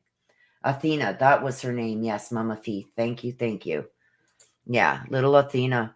Like, it's like, oh my, well, no, totally different from the Quentin Simon case. Quentin Simon, his own mother did that to him. The Athena, it was a FedEx guy that kidnapped her from her yard when he was delivering a package to their home. I get that. Oh my gosh. Totally different than the Quentin Simon case, though. So, okay, so let's get on this, you guys. We're going to go on a 5-minute break. I've got to go and take my stomach stuff and go potty. So you guys go grab a coffee, go grab a drink, go grab what you got to do. We'll be back here in 5 minutes and we'll continue on with the reads. If you do want one, please make sure you get it in during the break, because I will not be accepting any more after the break. I'm being taken out today for my birthday, so I'm going to have to jump off early and get ready for that. Have my shower, pick out clothes. You know how the story goes. Okay? So I will see you guys all back here in 5 minutes.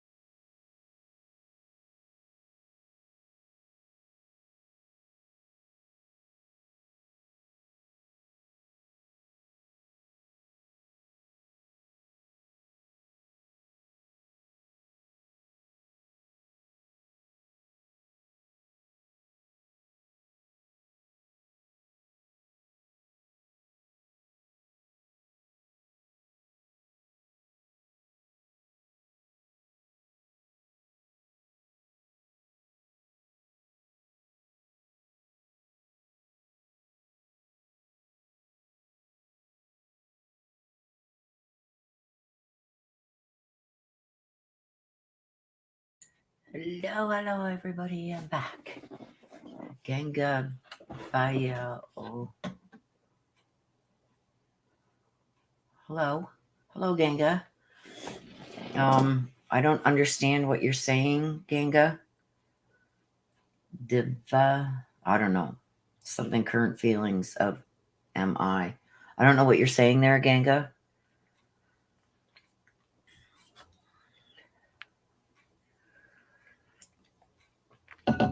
Thank you, Rosie. Thank you. Thank you. Is everybody back yet? I'm going to give it a minute. Let everybody else come back in. Let me take that. Just give a second for everybody to get back in so nobody misses their read or anything. Have a little bit of my coffee here.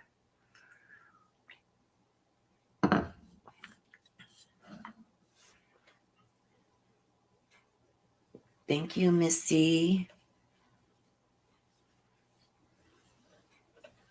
Crowd CSI. I got you. You want to hear from Aunt? Let me get you. Aunt Carol. And thank you for the birthday wishes. Thank you.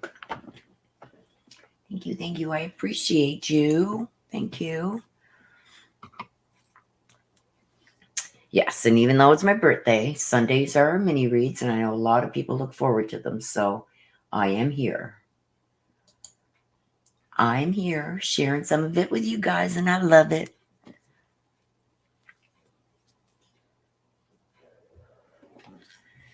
Okay, let me take this off. Alrighty. Oh, my back is killing you guys, so I've got my heating pad. I've got my... sorry for the case. See, my camera's moving. Thank you, Cindy. Thank you, Cindy. Thank you.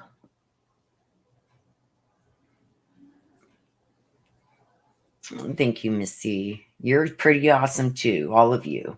All of you. I love you. Okay, so if anybody is here, I'm going to give the cards one last shuffle. Please get your request in before I finish, and I'm going to allow a little bit of time because I'm a little bit early coming back. So I'll give you guys time to get your read in if you want it. Anything after this, you guys, I'm sorry I cannot do it because I do have to get ready I'm being taken out for my birthday, so I have to have a shower and get ready and whatnot. So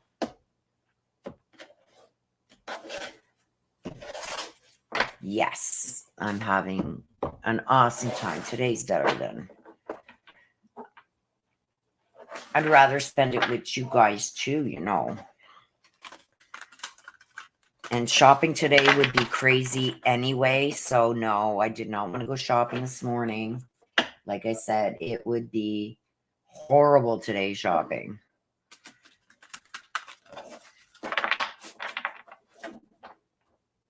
Horrible. Yes, so I'd rather spend it here with you guys than out trying to dodge people in a crowded... And I mean, I'm not worried about I shouldn't say that. I am still worried about the COVID stuff, but we don't wear masks or anything like that here anymore. So I can just imagine how crowded the stores will be today. There's no way that I was gonna... I'd rather go during the week when, you know, really, really early in the morning when people aren't there. My card expired. I spent 30 minutes trying to figure out how to change it. Oh, no, you were good, CSI, as long as everybody got theirs in before I came back and finished shuffling up the cards. You're good, hon. Usually I go to about 3, so I'm trying to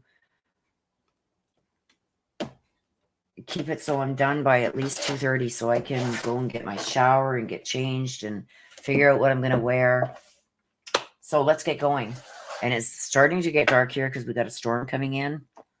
So I want to get everything done before that. So Kate Bell wants to hear from Grandma Ann.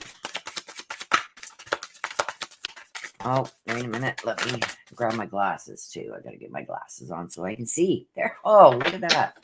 Now I see y'all. Okay. Here we go. Kate Bell. Kate Bell. Kate Bell.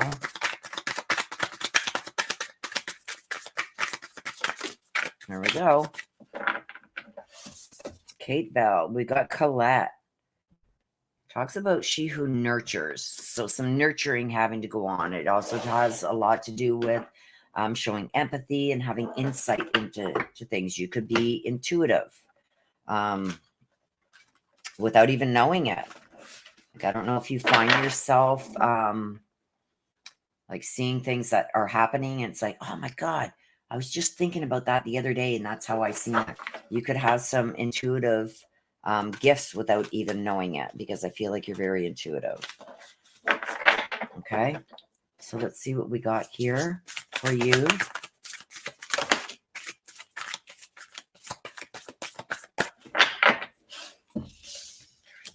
Okay, we got the Knight of Pentacles and we've got the Three of Swords. So Colette is talking about something needing to be nurtured or being a very nurturing person, having a lot of, like, being very gentle with people, having a lot of calmness, really not overreacting in situations, stuff like that. Like, you would be almost the go-to person in an emergency because you would be able to deal with that calmly. And you know, I don't know how much that would apply if you were directly involved with something, because I feel like that's totally different.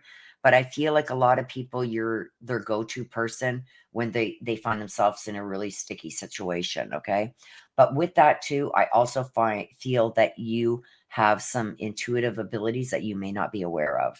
Okay, so with that, I feel like, I don't know if you've been having some thoughts lately about something that needs to happen or is going to happen.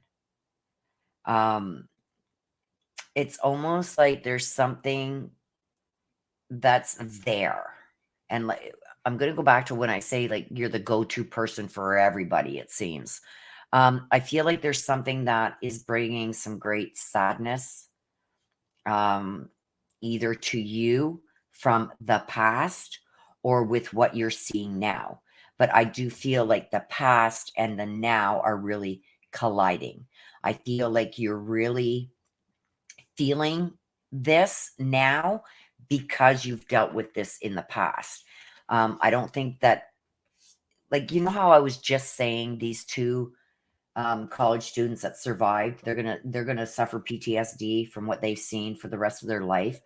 I almost feel like that's a situation here with you too, that something in the past had happened that, and I don't think it's as horrific as that, what happened with the college students, but there's something that really affected you.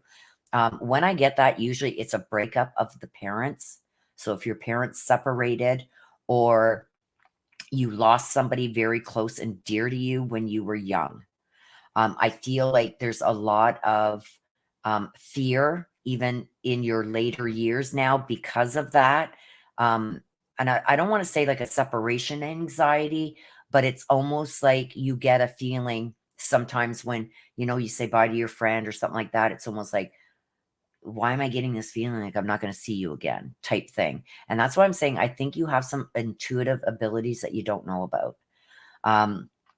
So you tend to overcompensate for those feelings instead of understanding why you're having those feelings. You need to look into that. You can go on Google and there's ways that you can figure that out. But I do feel, coming personally from me, that you do have intuitive abilities. So you might want to look into that. So with that being said, I feel like there's some sadness around something right now. And I think it's hitting you a little bit more because of what's happened in the past. There's also going to be some personal growth that you're going to get from a challenge that you're going to be faced with. So usually you can help somebody. Like I said, you're the go-to person. You usually help people get through things like this. This one's going to be a challenge for you. Okay. And it's going to be a challenge because I think it's going to trigger a lot of things from your past. Okay. I think it's some things that maybe you haven't really even healed from yet. So that may cause some misunderstandings with the situation that's happening now.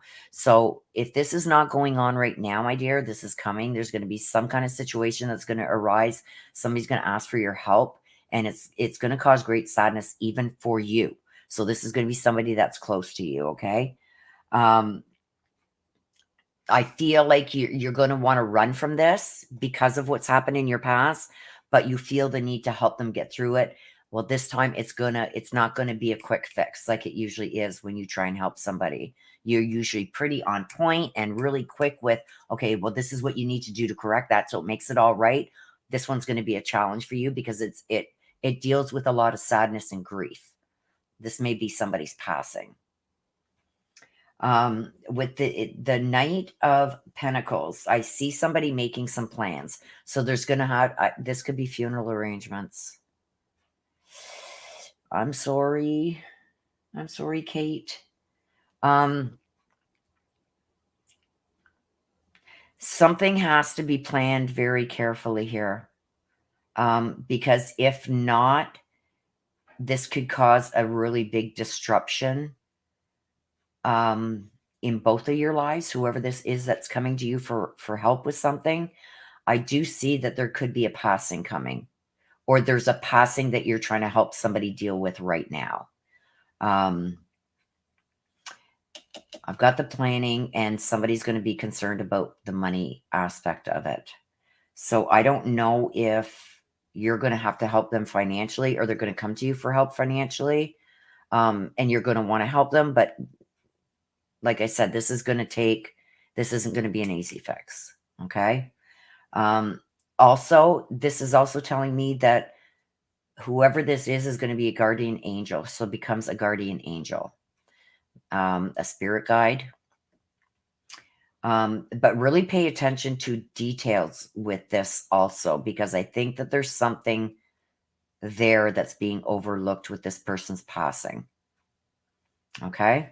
So I'm sorry for that, but this one's going to be really going to test you. Okay, so you want to hear from Grandma Ann. Grandma Ann, do you have a message, please, for Kate Bell?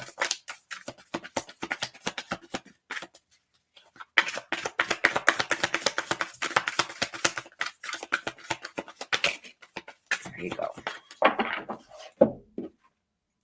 There's no such thing as death. You've got a lot of people around you, Kate, that have not only become a spirit guide for you. You do have one there. There's also a lot of angels flying around you. And I think that this is because of your demeanor, always wanting to be there to help everybody else. They're trying to now help you from the other side. There's one in particular that's coming through. It's a male, and I'm seeing him as, I hate trying to do this because of my age. Somebody who's 40 looks like 20 to me. But I feel that this gentleman is in his 30s. I'd say mid 30s when he passed. And it's, I'm seeing darker hair and like a mustache with a goatee, like a very thin line that comes down from his ear area along his jawline and around the front, if that helps. But that's who I'm seeing stepping forward. And he is letting you know, even though he's gone, he's still very much around you a lot.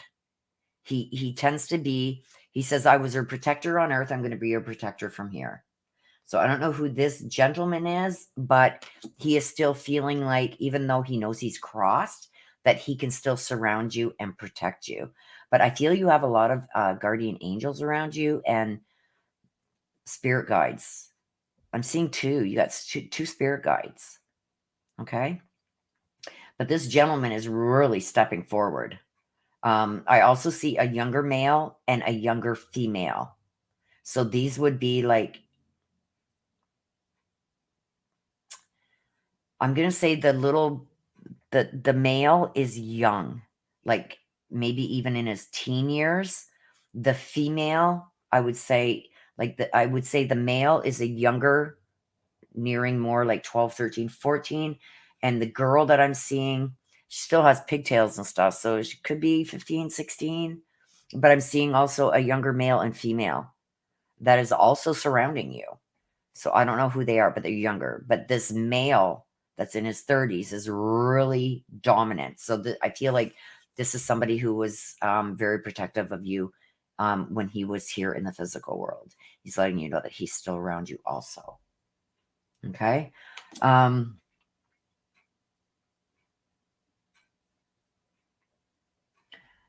also seeing, and this could be your grandma. I'm seeing a lot of people here, and I'm usually not drawn like this to this card. It's usually pretty straightforward.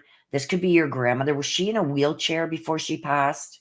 Is Kate Bell in here? Kate Bell, was your grandmother in a wheelchair, or just before her passing had to be wheeled somewhere in a wheelchair?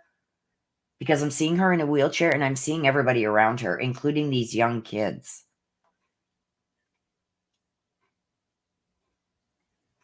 But she's bringing herself forward too to say that she's still around you, that the wheelchair is not holding her back anymore. So whatever was holding her back from being mobile in the physical world, she's letting you know that that's not an issue anymore, because she's getting up out of the wheelchair.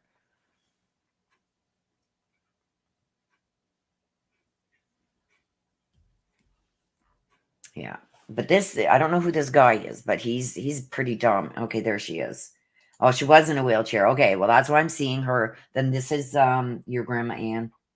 Because I'm seeing her in a wheelchair, but I seen her get up from it. So she's telling me, let her know I'm not confined to that wheelchair anymore. Okay? So she wanted you to know that. There you go, my dear. And that was for you, Kate Bell. Chris Elizabeth.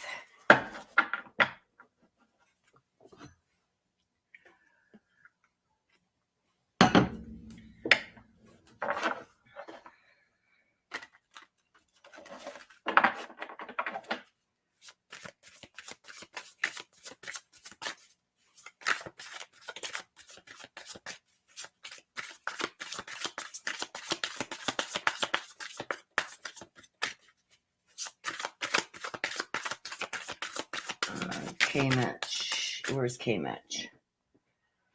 K-Mitch. Happy birthday, Will. Yes, I will take your request, K-Mitch.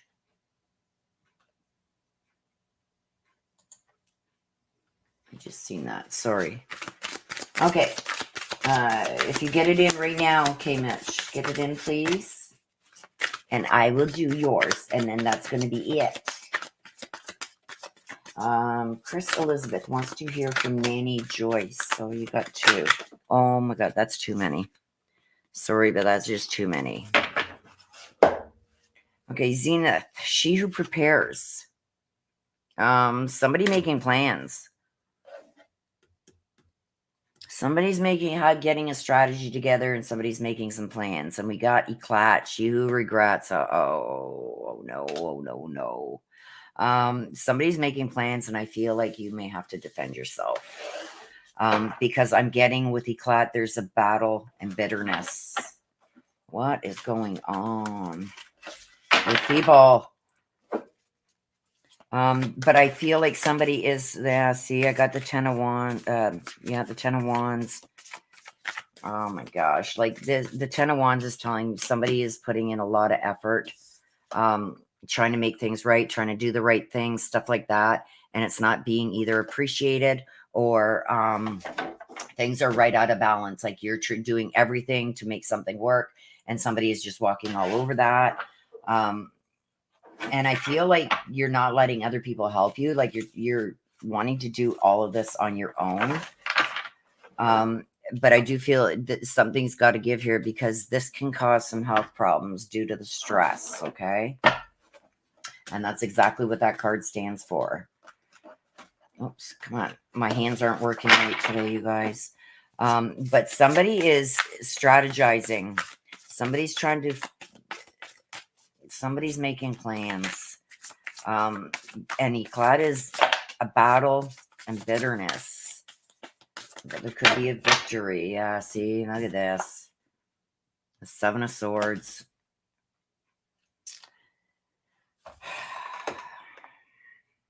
See, over here, I'm almost feeling like with the Ten of Wands, I'm getting that you're working too hard, too many hours. Like it's like you're taking on so much and you're not getting the help that you deserve from others. And that something is out of balance. So I don't know if this is a relationship or if this is just a situation where you feel you're putting in 150% and somebody is putting like 20% in. Like you've got to carry everything and everyone.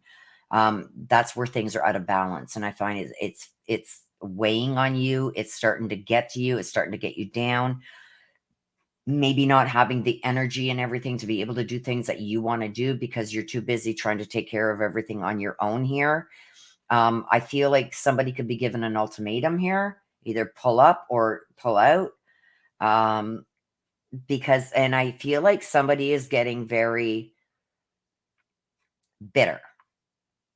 So I don't know if that's you getting bitter because somebody isn't doing their share, but there's somebody here putting things out of balance for you. Give me a second, you guys.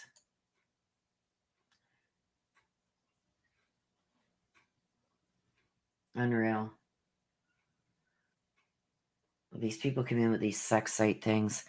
Anyway, I do feel like this could end up you're starting to have some health problems, and it's due to the stress of trying to do everything on your own. Like somebody isn't giving you the help that you deserve here. And I feel like when you bring it up, they get very bitter with you, very angry, combative word wise. You know what I mean? I feel like others are offering to help you, but you're not letting them help you. I can take care of it on my own. I feel like you're a very independent person, but I feel it's time to let others help you. Okay.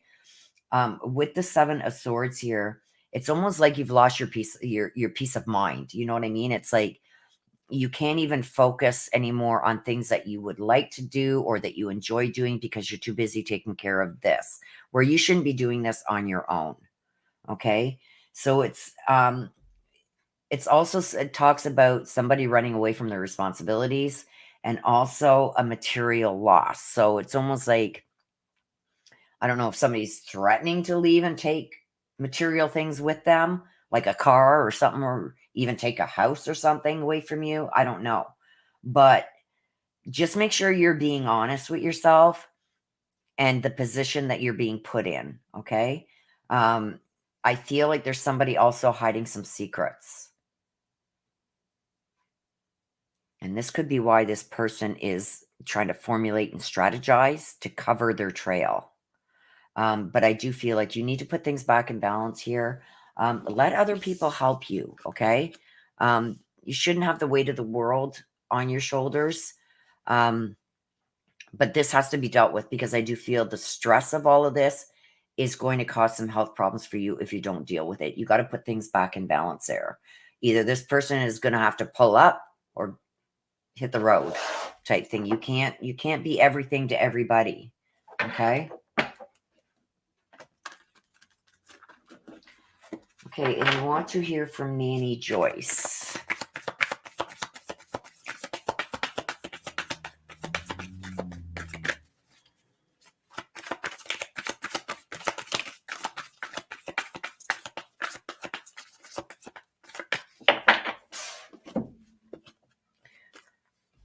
Okay, Nanny Joyce.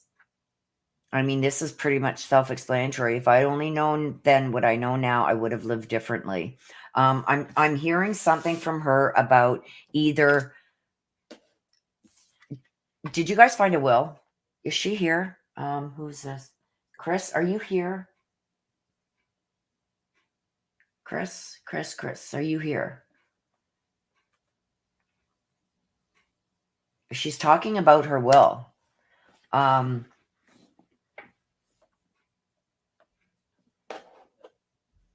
I'm getting either it's not the right one.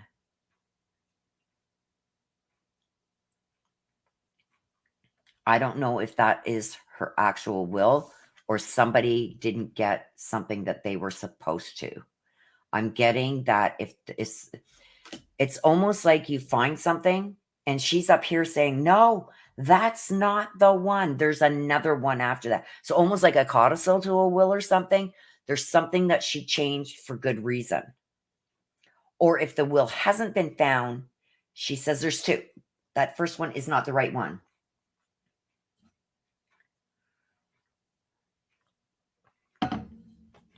There's something about her will here. Either it not being found or the right one not being found. So to me, there could have been a codicil made to a will. And that could be what this is all about too. Is something was not done right here. Okay, so you need to look into that. I don't think she's here anymore, so she needs to look into that. Because her nanny is saying there's something that's not right there. So either they didn't get the right one and a codicil was made and they haven't found it, or they haven't found the will at all, but there's one. Okay? Cindy. Oh, there's K. Mitch. Okay, Mitch. And you want to hear from Dad. What's Dad's first name, please? What is Dad's first name, please? K. Mitch. I probably do have it in one of my books somewhere. I just started a new book, so. Okay, Cindy wants to hear from Miss Sheffield. Thank you, sis. I appreciate you. Bob? Dad, Bob. Let me just write that down.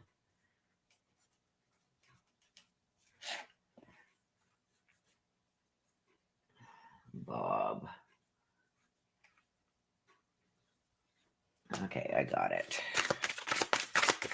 Oh.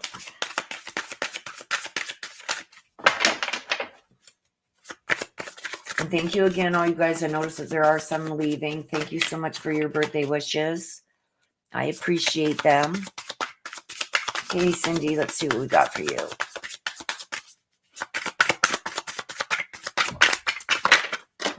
Oh, that's too many. There's about 5 that fell out there. That's too many. Oh, why are these all flipped over? Oh, boy. What did I do? There's another one here. Flipped over too. Hang on. Okay. I don't know why they were flipped over. There we go. She who avenges, nemesis. Nemesis, she who avenges.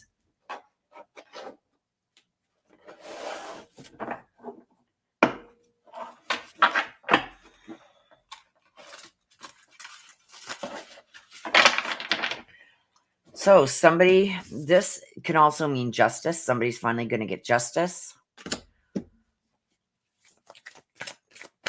It also talks about revenge and outcomes, but I'm being more led toward... Okay, there's one. Hang on. Let me grab that. Ooh. The moon. False friends, infidelities, lies, deceit. Oh, boy. Because she who avenges, nemesis, somebody's going to come for revenge. Whoa. Okay. We're going to take them both. Ooh. Okay, so this is in reverse. So I'm going to put it up here. So we've got the moon. This talks about false friends, infidelities, dangers, lies, deceit, stuff like that. The moon. And we've got the nemesis here.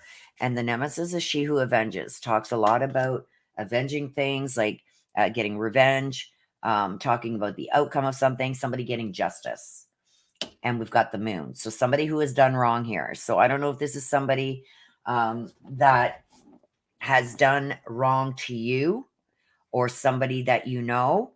But it's almost like there's going to be some revelations that come that are going to make everything clear. The lies, the deceit, the dishonor, and everything that has been going on is going to come to light. Somebody is finally going to have some revenge, some justice. So I don't know if this is you or somebody, you're involved in this somehow. You may not even know it, but I'm almost seeing like, when you, like me, I'm not one to put on speakerphone, especially if you're around family and parents and stuff. Like, don't put me on speakerphone. I'm not a speakerphone person. Like, you never know what's going to come out of my mouth because I tell it the way it is. It's almost like good and evil, and not literally good and evil, but you know what I mean? There's one that can, sit back and see bad things happening and not say nothing. And then you got somebody else that sits back and sees, bad things happening and they're going to open their mouth. That's me. So that's what I'm seeing here. There's almost like two different people. There's one sitting here that is seeing all this going on and doesn't say anything. And then you got this one over here that's sitting there seeing it all and she's repeating it. Like, how dare you? Don't be done. Like, that's wrong, whatever. So I do feel that, I don't know if there's been a lot of rumors, fake stories, lies being told, but I feel like there's going to be finally justice on this. It's going to come to light. And there's no stopping it. It's coming. Like, it's coming. There's nothing stopping this anymore. Somebody is coming, or somebody is going to finally get their revenge without. And I'm seeing like the person that's going to benefit from this, that gets the revenge. I feel like this could even be you sitting there going, I'll let karma handle that. Well, karma's coming for whoever this is that did wrong. It's finally going to be brought to light, and this person's going to be seen for who they are. It's almost like all your fears finally go woof, because I don't think it's going to be you that brings this out. I think it's somebody else. And you may have been holding back on saying something in fear that they would retaliate against you. So you figured, I'll let karma handle this. Well, karma's come. Okay. Karma's reached their doorstep. So there's going to be some payback here. There's going to be some revenge that's finally dealt to this person. And you can just sit back and watch. Okay. Now we've got the Three of Wands. And don't forget, this was in reverse. Okay. So this is telling me here that somebody who did things in the past for their own selfish needs and wants. This could be stealing money, stealing jewelry, stealing something of value from somebody else. It's coming back to haunt them. Hang on.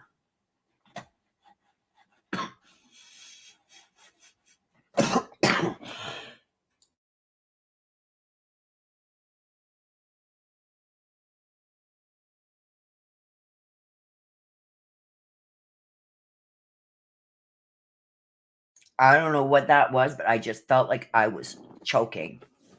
I don't know what this is, Cindy, but somebody is about to be paid back for their dirty deeds. And I think these dirty deeds could have been done against you even a while ago, long ago. They're finally meeting their karma, because I'm feeling choked up right now. Like, I've got a cold and everything, but that's not what this is. It's almost like there was a big ball in my throat. So what I'm saying is this: you're going to be able to just sit back and watch this happen. I think that there may have been a time that you wanted to serve some justice and revenge on this person, but you were more or less worried about them coming at you next or coming at you again. I do feel like karma, there's somebody else here that is bringing this out, and they are going full throttle. Like, they're not holding back. So whoever this is that's been doing the wrong, justice is coming for them. And it's coming quickly. This is going to also have revenge for the past choices that this person made. And I'm seeing this person like either stealing money or jewelry, something that wasn't theirs of value for their own personal gain. So I don't know if something was stolen from you in the past, but this person is getting their revenge. And be patient, because just as they think that that's all that's coming at them, they're going to be hit with something else. And with the Three of Swords, I almost feel like it's going to take a lot of time, or a lot of time has passed, but I think that this is going to let you finally heal from what happened. I see, I don't know if somebody had, I keep being shown a piece of jewelry. I'm feeling more, this person could have done a lot of things to a lot of different people. I don't know if there's a piece of jewelry that was taken from you long ago. It's going to come back to you. I feel like it's going to be returned.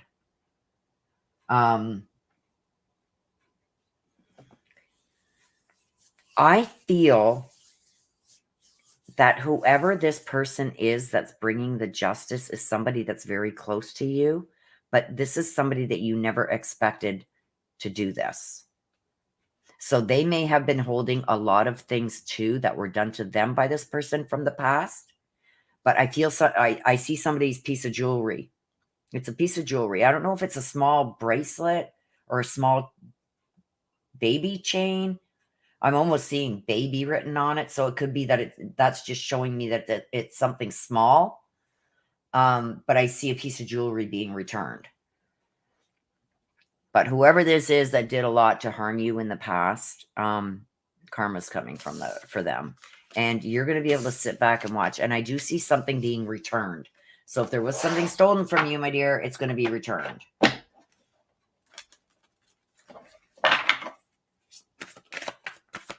Okay, Miss Sheffield.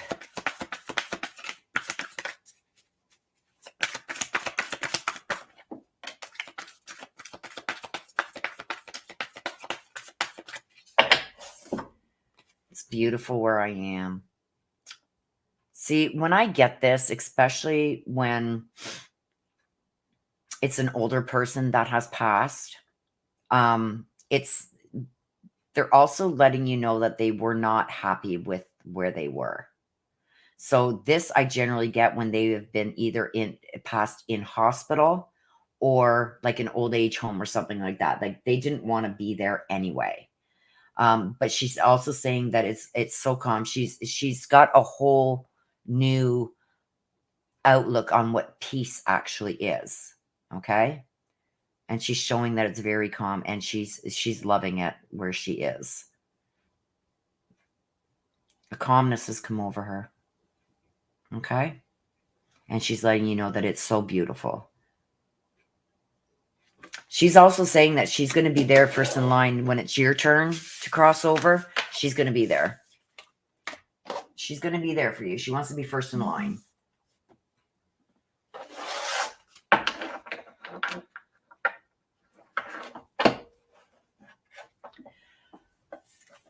Okay, so Chris, yes. So there was a will. Okay, so if there was a will, she feels like that will, somebody got something that wasn't supposed to get it because there's a codicil. She made a change, is what she said in your read.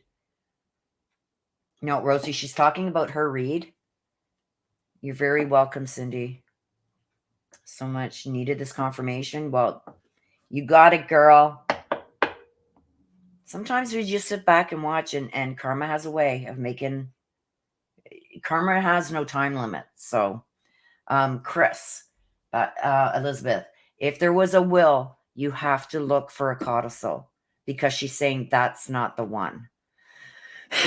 Because she's saying that something, and anybody that was really, really close to her would probably be arguing over this. Like, I know before she passed, she would not have wanted you to have that.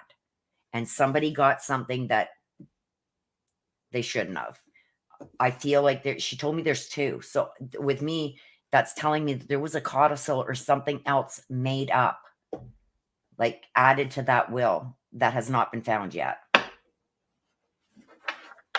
Oh, I'm glad, Desi Marie.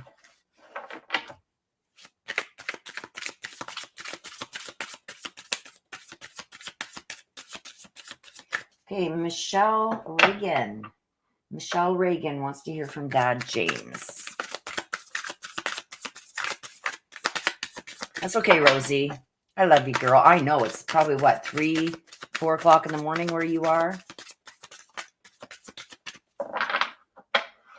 Chris says, I'm confused. Okay, you said that there was a will, right, Chris? If there was a will, she's saying from the other side that there's a codicil to that will. So something else that's been added to that will that has not been found yet. Because what I was being shown is somebody got something that they weren't supposed to. So I don't know, maybe something changed when from the time she first made that will, something changed in between that. So she made a codicil. She made an addition to that will and changed something in there.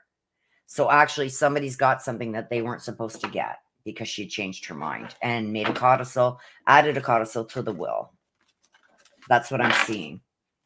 I can only tell you, my dear, what I'm seeing. She's not happy about it. Okay, so Michelle Reagan, we've got She Who Flies. Okay, She Who Flies. And we got She Who Yearns, Desiree. She Who Yearns. So with this, let's get some clarification. It's almost like it's time to start doing things that you actually want to do.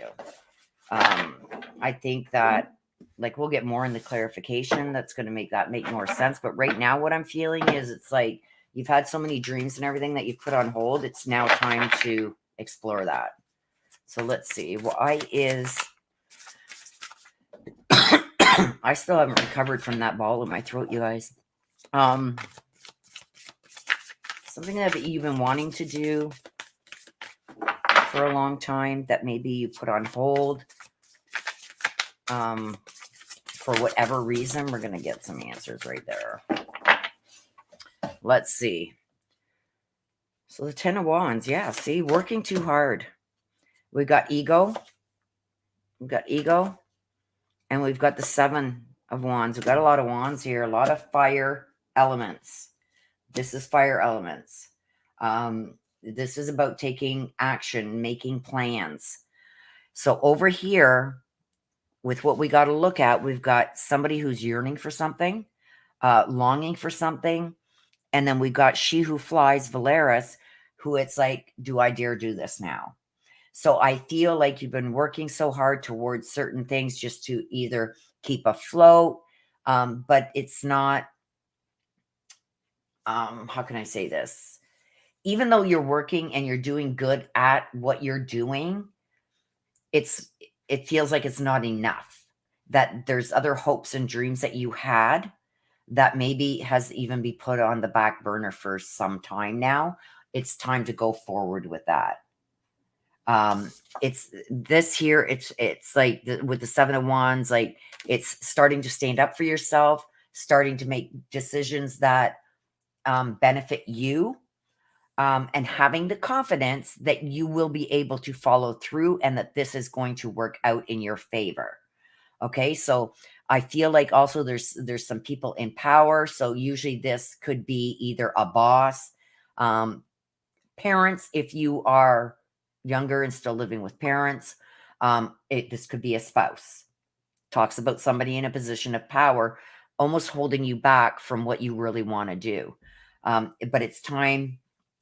This is saying that you're going to go move forward now and start standing up for yourself and start doing things that you have really wanted to do. It's almost like you had a plan and then something happened that you had to put that plan on hold. And now it's time to start moving forward with this again.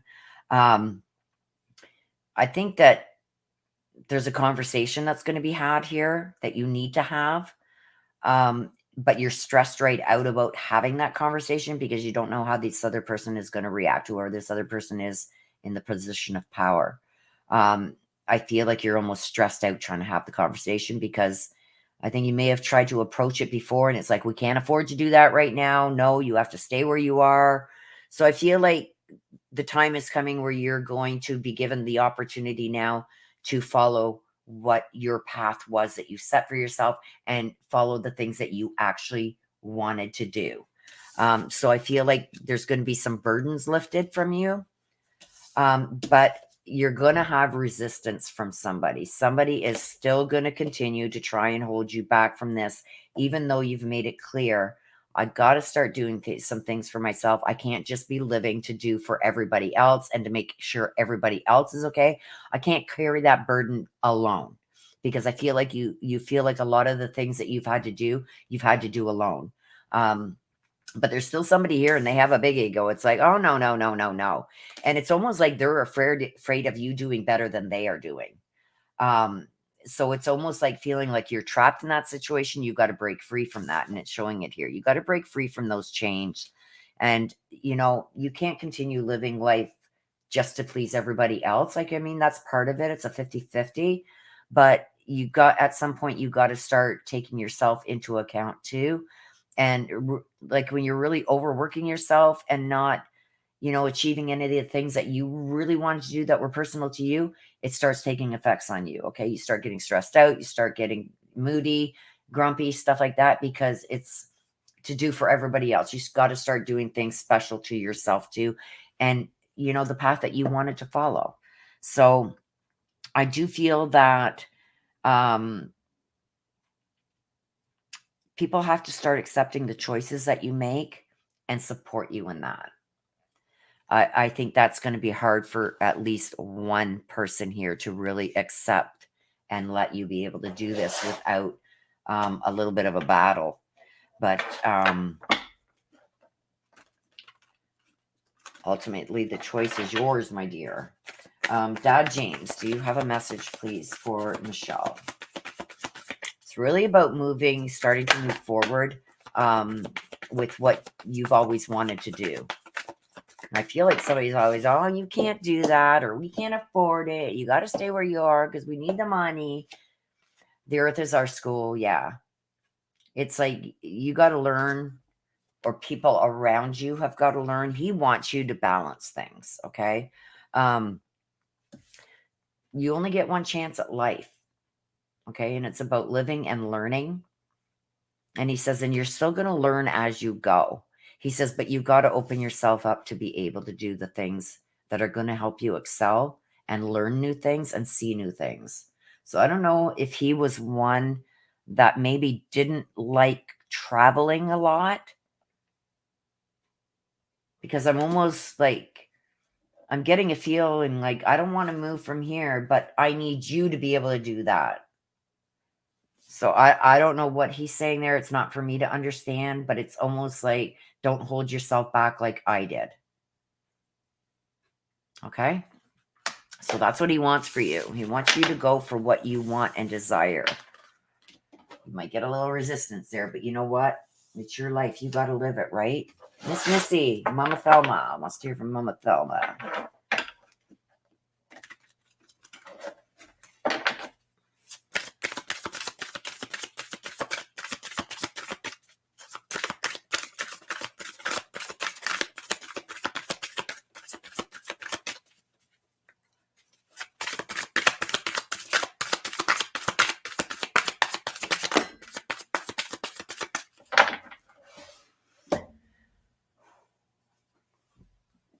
What's going on here? Hang on a second, you guys. This is Miss Missy. Okay, what are you guys talking about? Mira Michael, and what if this wasn't his first rodeo? We do not need folks of his nature. Okay, what's that about? What's that about, you guys? Tell me. It's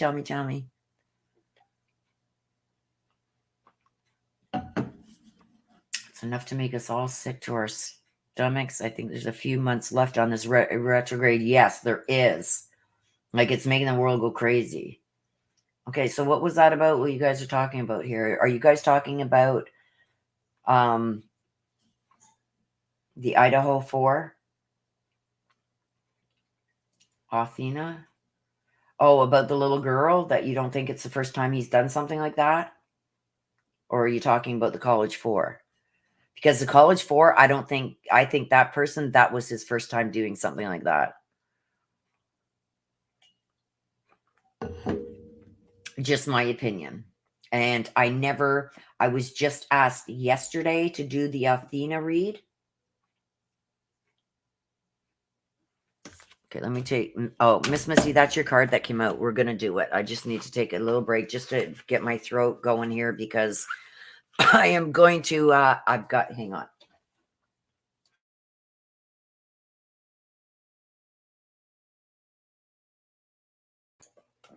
I forget which one whose read that was when I got that ball in my throat.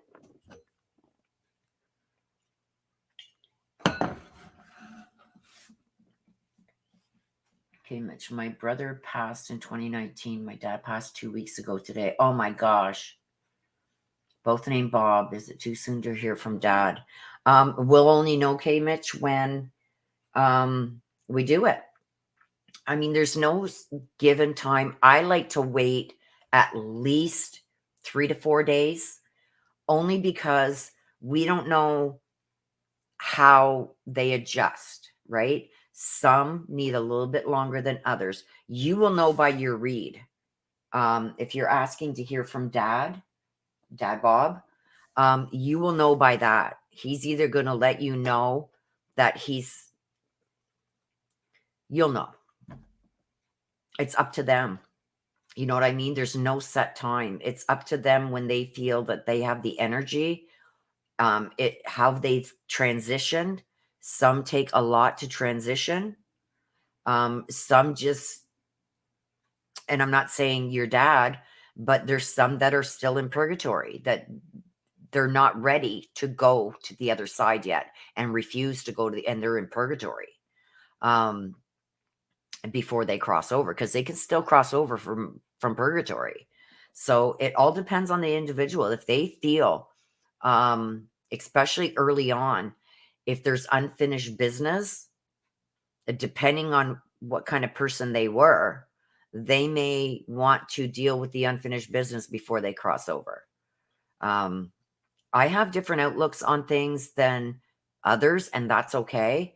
I do feel that there are some spirits that are still good, honest, loving people, but they feel like they still had work to do here, so they won't cross over. Not gripping it yet, that once you cross over, you see everything and you can still visit to help.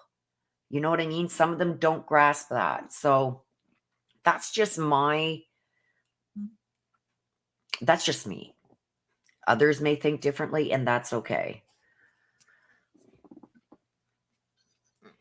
My phone is going off here again, you guys.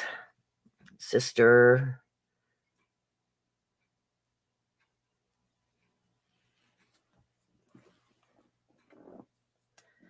Sister says, just a heads up, Mary Michael. Mary Michael, what did you do? Let me go check. Missy, your card is still sitting there. Believe me, girl, I'm not going nowhere. Let me go check this.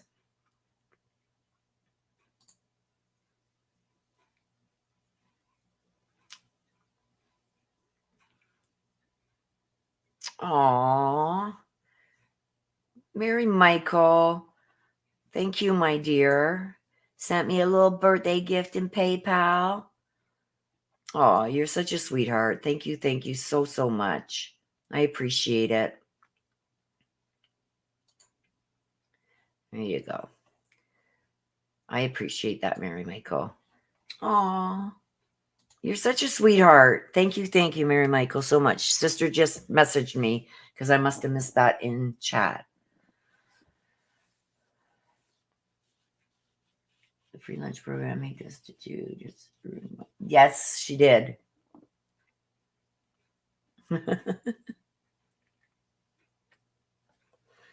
So thank you so much for that, Mary Michael. I appreciate you.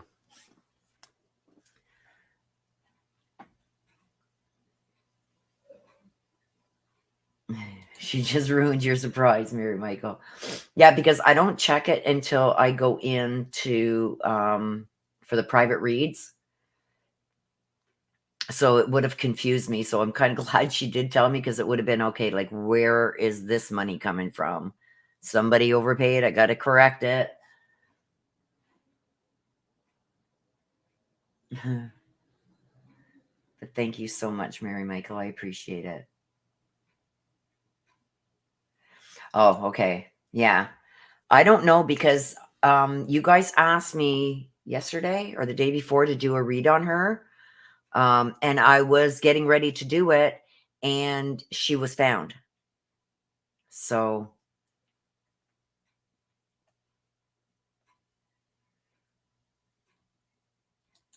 oh, definitely. You're going to know by what comes out, K-Match.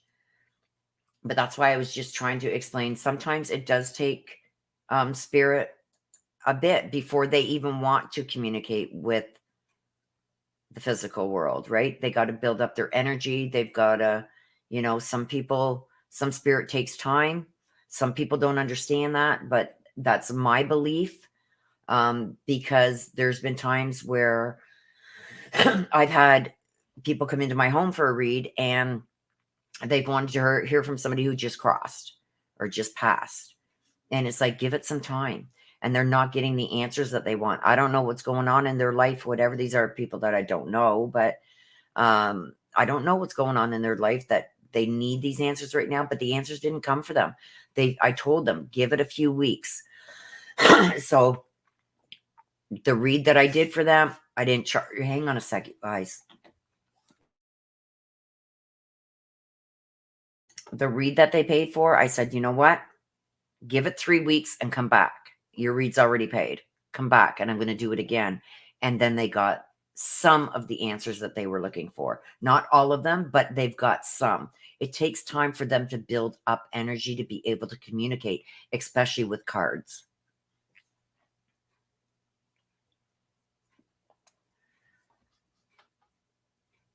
Chris, my daughter just woke up. Thank you, Willow, for your read. You're very welcome, Chris. So I hope that explains it a little bit, K-Mitch. It's all going to depend on him.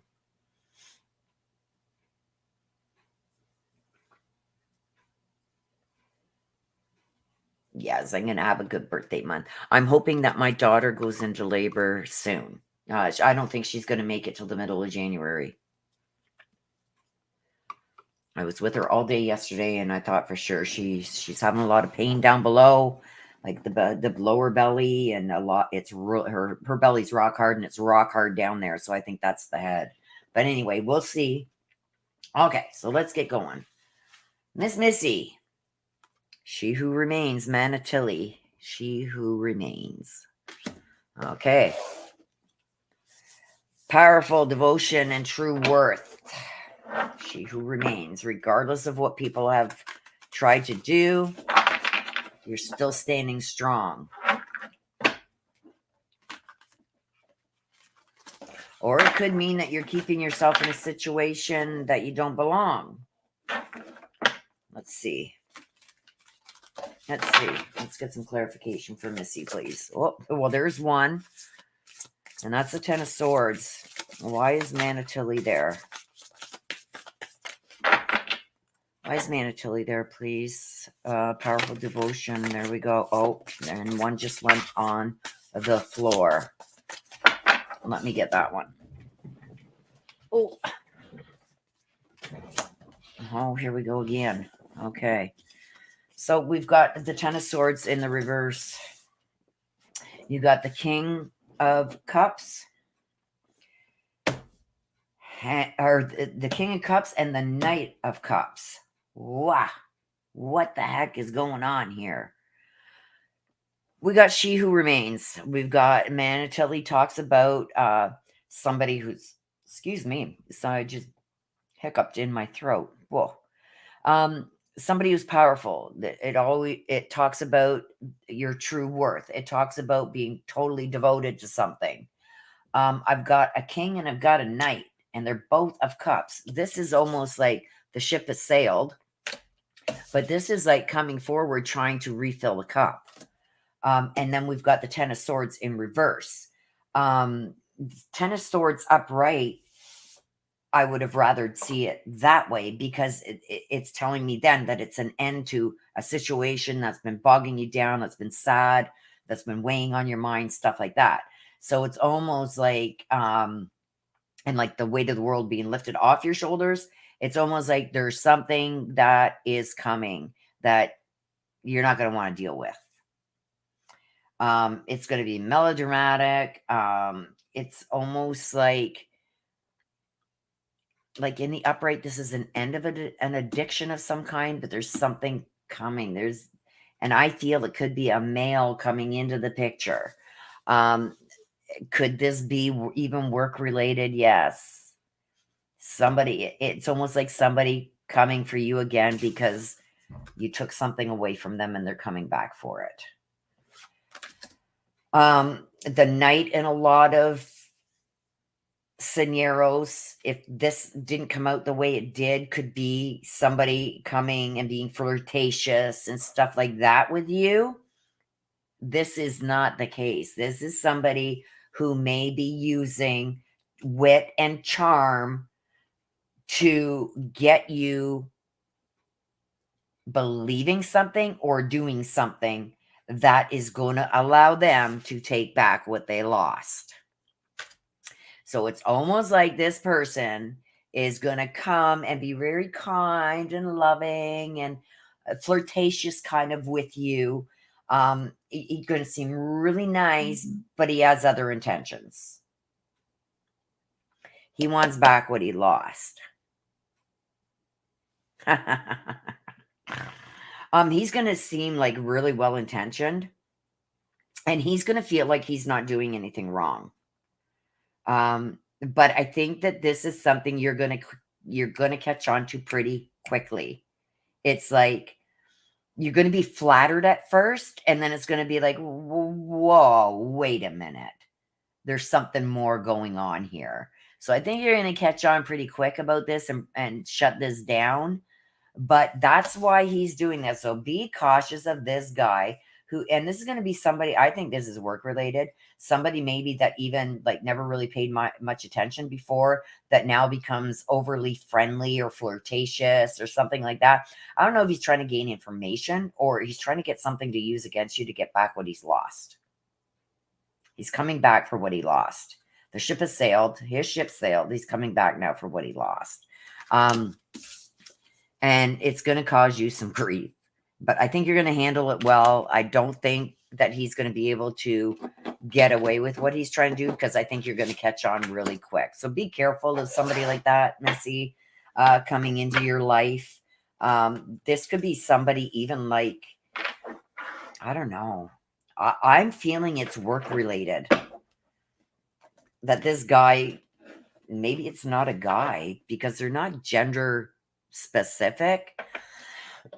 Even though it's knights and kings, it could be a female that has a high position that lost something that she's coming back for. So keep that in mind, okay? So Mama Thelma.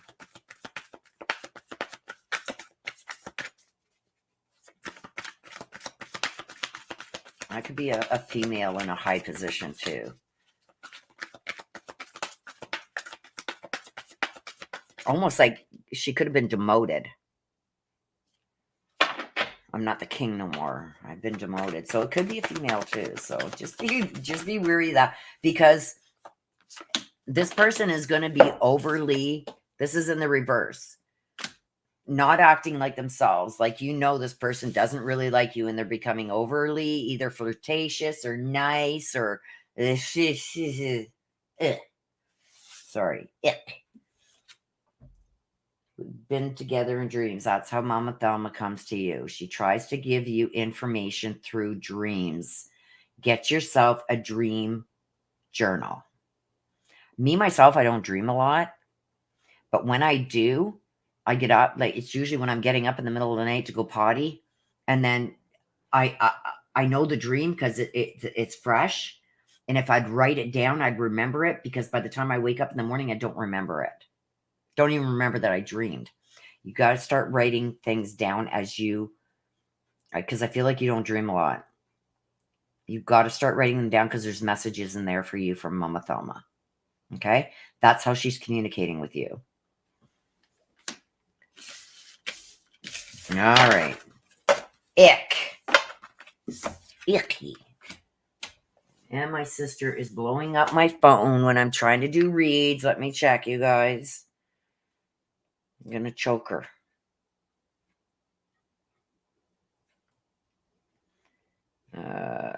Oh my God, my phone is like blowing up like crazy. Hang on, you guys. From everybody, not just my sister.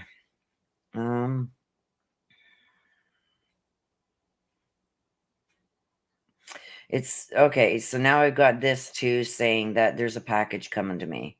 Nothing was supposed to be being delivered today. Hang on a sec, you guys. Oh, great.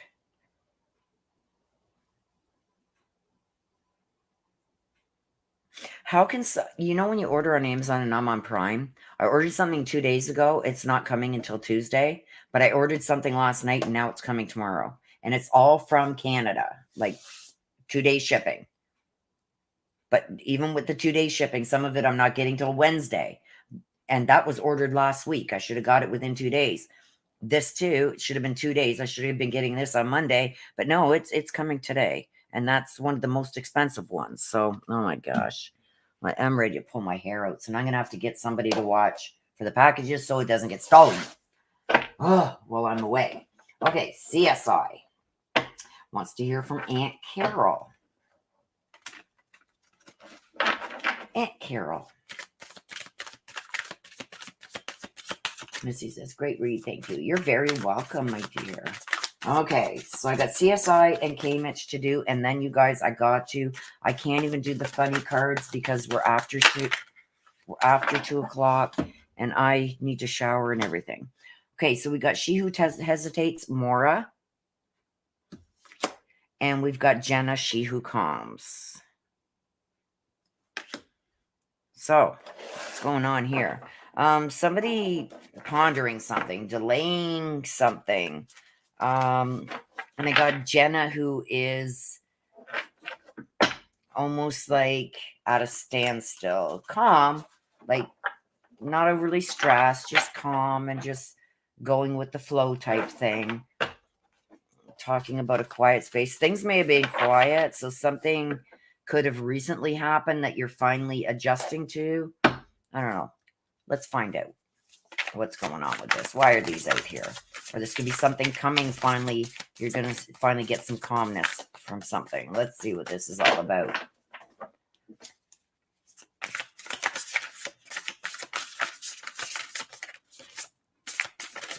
Oh my gosh. We got the renewal in reverse. We've got the Empress, and we've got the Two of Pentacles. So we got the renewal in reverse. So let's see here. We've got Jenna, talks about She Who Calms. If you see the water below her, nice and calm, but almost like in a misty, almost like, you know, when you just get through something and it's still really foggy, like what just happened type thing, but you're getting through it. I'm getting that type of feeling with this. And it's almost like there's somebody that's been watching or maybe helping in the background that you don't know about, that's helped bring this calmness, or that's helping bring this calmness, because I feel almost like I won't want to say that you've come to a standstill, but it's almost like, okay, the worst is over. Now what? That's the vibe I'm getting from this. Okay. But I also feel like there's still some forgiveness that needs to be had. We get this with the renewal because it was in reverse. Even though the storm has passed, I still think that there's things that are being held onto that still have not been forgiven.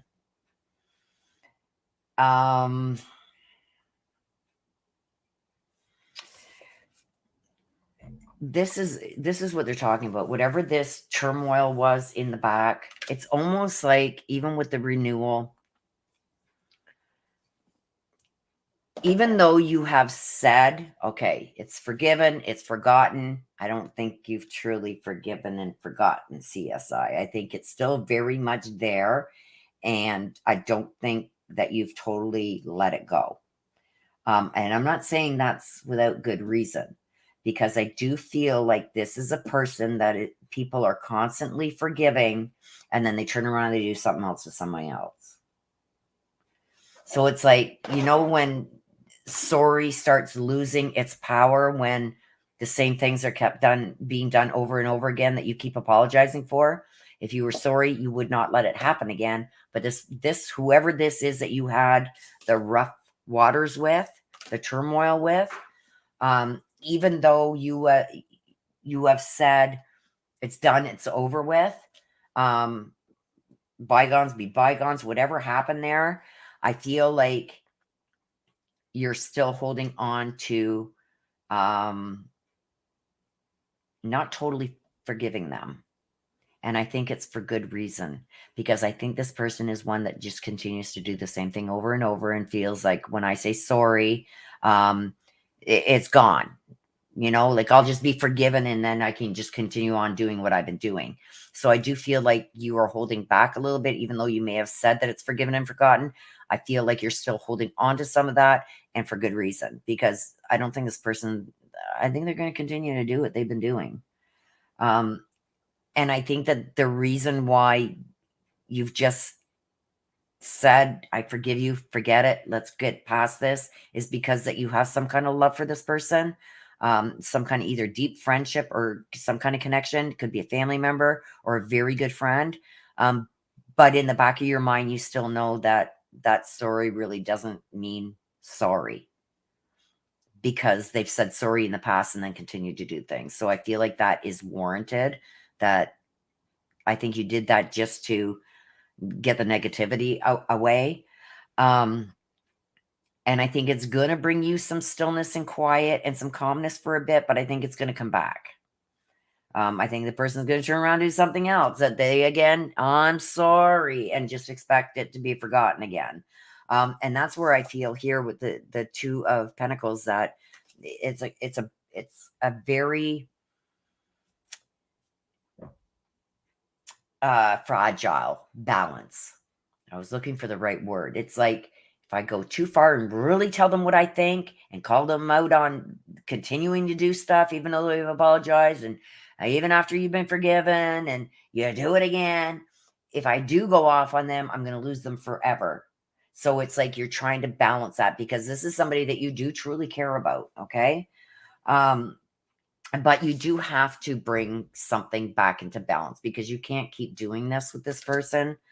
The Empress tells me that it's time to take action on this, because I feel like every time they get away with doing something and they're forgiven, it just gives them the okay to continue doing it, if not to you, to somebody else.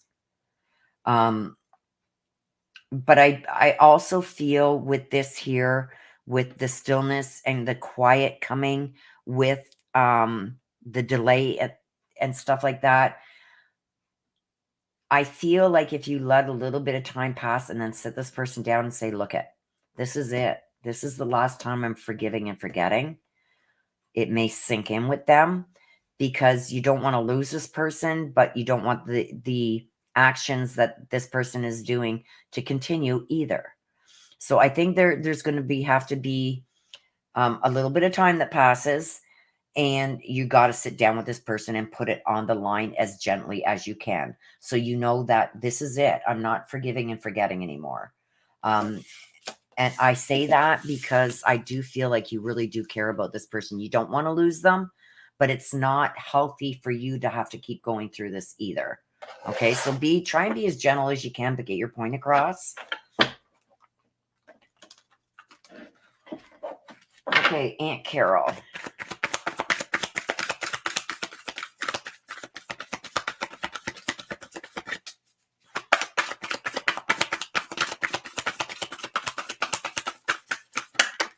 Whoa, there we go. I wish I told you more often how much I love you. She's sending all her love. Look at the tree. She's sending you all her love. She's saying you were her favorite. I don't know if I should have said that out loud, but she's telling me that you were her favorite. And I know aunts and uncles and grandma and grandpa and mom and dads and everything aren't supposed to have a favorite, but she's letting you know that you were her favorite. I also feel like she didn't I don't want to say I love you, but I feel like she wasn't one to show her emotions, like her deep emotions, very freely. So if you got from her, I care about you, I love you, I'm here to help you, or always like being there for you, that was a blessing, because she wasn't like that with everybody. And even though you were her favorite, she was like that with certain people, but not everybody. So I think with this, even though she loved you more than life itself, because I'm getting that with the big heart, I feel like she wishes she would have showed you more.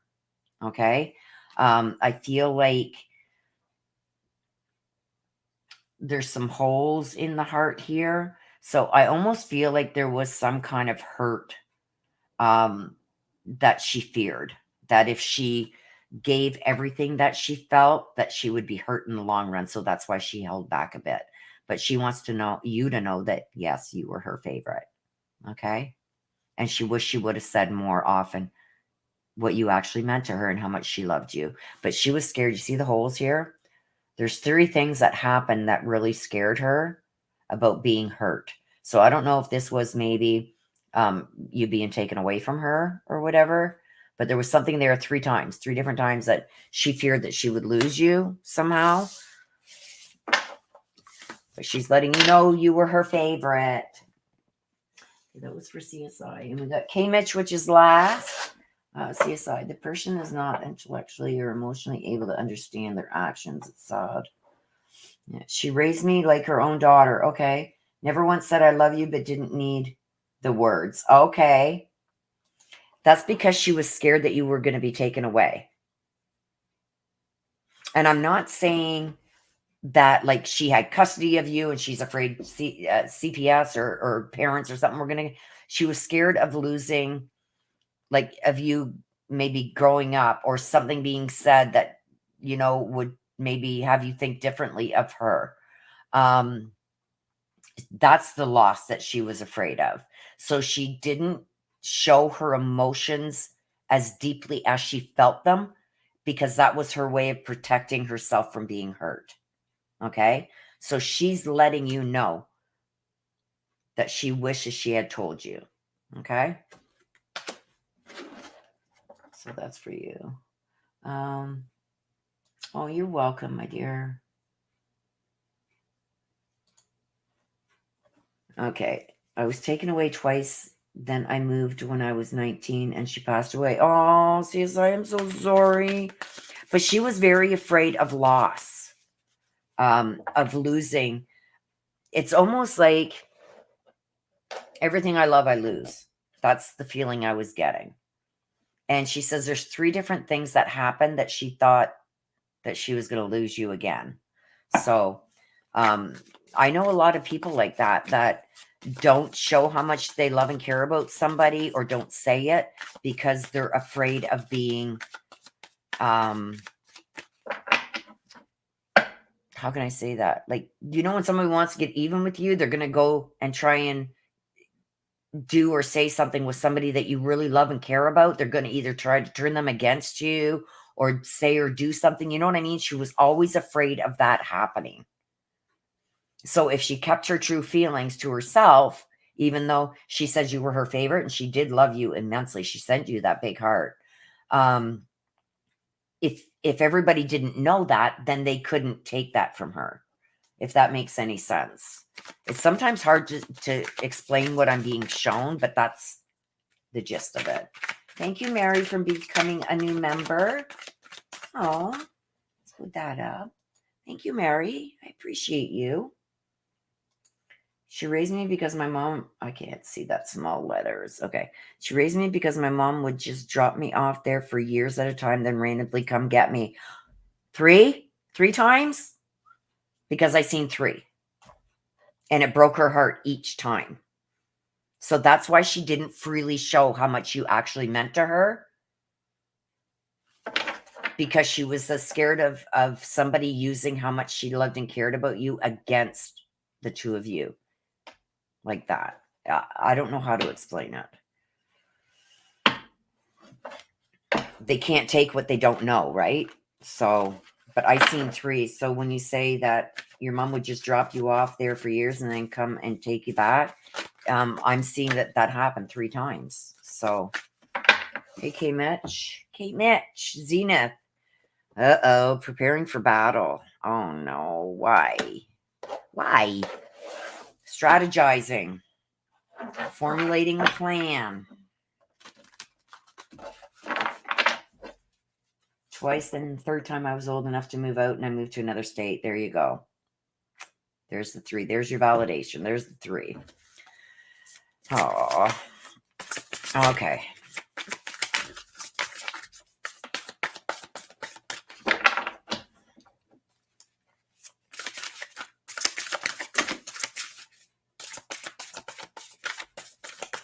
Oh my gosh. We got a lot here. Oh. Okay. So we got a lot here for you, K. Mitch.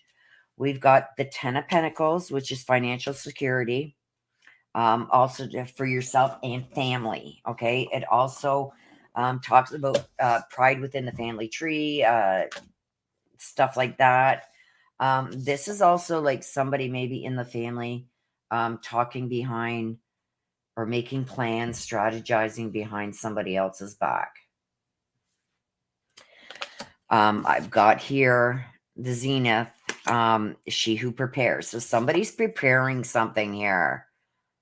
And I see one's pregnant, so could be preparing for a birth, but I've got they're talking away. So this is usually something being told in secret behind somebody's back.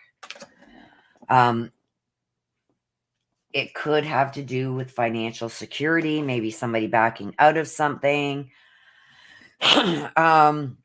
But somebody is also passing on knowledge to somebody, and I feel it's 2 males. Hang on a second.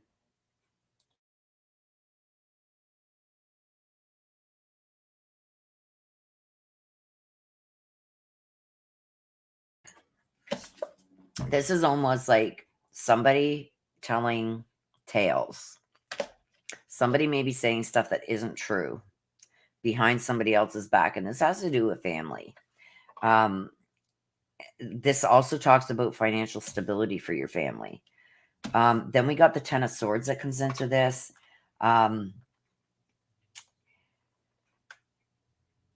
Even though I think there's some kind of new happiness being talked about.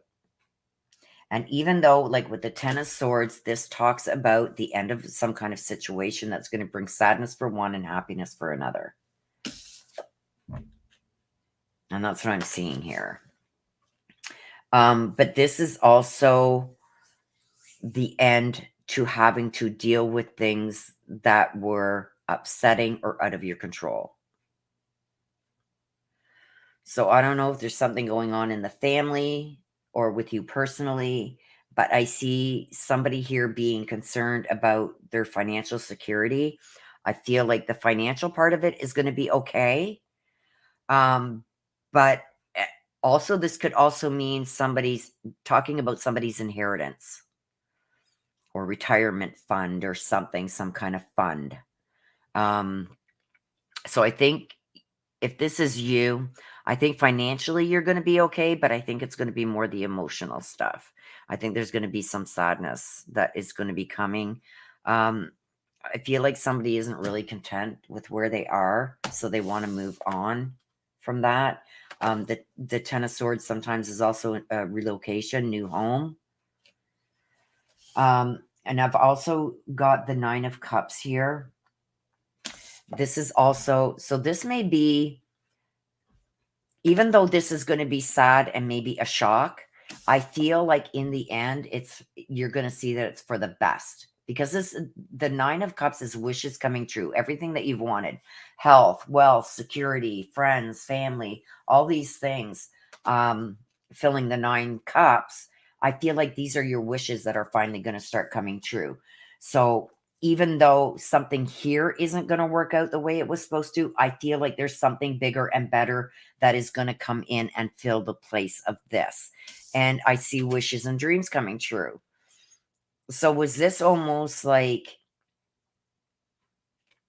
knowing a situation wasn't good for you and wanting to move past for it, but not being the one to do it? So now that this person is doing it, even though it's sad and it's going to hurt a bit, you're content with it? Because I see new fortune coming for you, and wishes coming true. Okay, Mitch. So I don't know if this is having to leave a family member behind or a significant other or somebody very close to you. Um, but it is something along those lines. And when that happens, even though it's going to break your heart and stuff, I feel like that's going to open up for all your wishes and dreams to come true.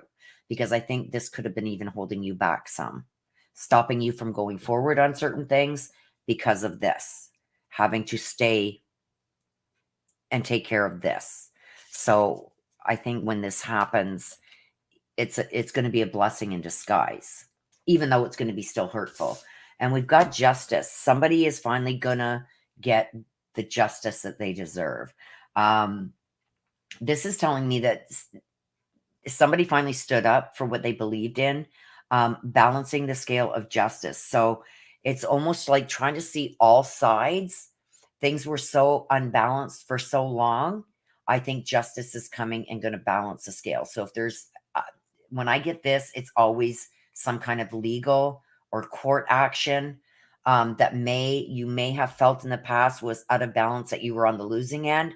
I feel like that's going to be balanced out. And I think it's all going to have to do with whatever this is going to finally balance out. Things are finally going to be settled. And I feel like you're going to win more than what you thought. And it's going to happen because of the integrity that you had throughout this. So I feel like this was an ongoing battle that is finally going to come to an end, and justice is going to finally come. Okay, so you want to hear from your dad, Bob. Okay, let's see. Oh, there it is. Okay, so let's see what we got for you here. I'm standing right next to you. Okay, so I don't know if often you feel like a cold breeze or something move on your face, but there's nothing there. It's almost like, okay, was that a hair tickle in my face? Nope, no hair there. Well, that's him. That's how he is letting you know that he is around you. I don't think he has the actual energy. He says, I want to move something, but he doesn't have the energy. So he is around you, K-Mitch. He wants, I don't know if he pulled practical jokes on you with moving things or hiding things on you, because he's telling me he really wants to move something. So I don't know if this is something that you have told people it's in the past. Don't move that. That's where it belongs. That's where it stays. Don't move it. So I don't know if people kept moving that, and now they've learned their lesson. She said, don't move that. That stays there. It's like your dad is saying, I so want to move that. So I don't know if he was a trickster, and I'm not saying a trickster in a bad way, that liked playing tricks or moving things on you. He wants to do that, but he doesn't have the energy yet. But he is around you. Okay? I'm feeling like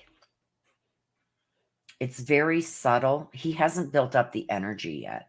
And I feel like he's saying don't remember him at his weakness. What does that mean? I don't know what that, it's either, I feel like he was very weak before he passed. Like it's like almost like it's like it took everything just to raise his hand up. I don't know why I'm seeing that, but that's what I'm seeing. So he's saying that it's going to take him a bit to regain his energy.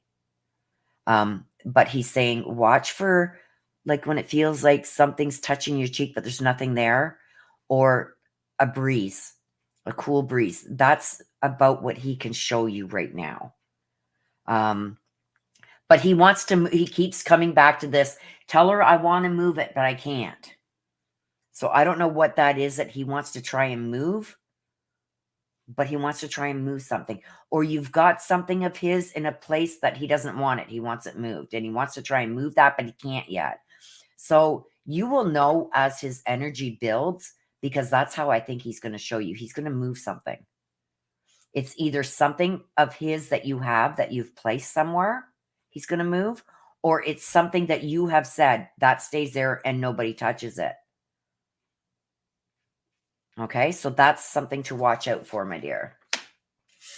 Yeah, he hasn't built up much energy yet. And I feel like he was really weak before he passed. So, okay, there we go. So that is the end of the read, you guys. I can hang for like a minute or two, but I do have to get upstairs and jump in the shower because I have my son showing up and I don't want to have them waiting outside behind a locked door. So I hope that answers a little bit for you, K. Mitch. I really don't think he's built up enough energy yet, but he is telling you there's something he wants to move.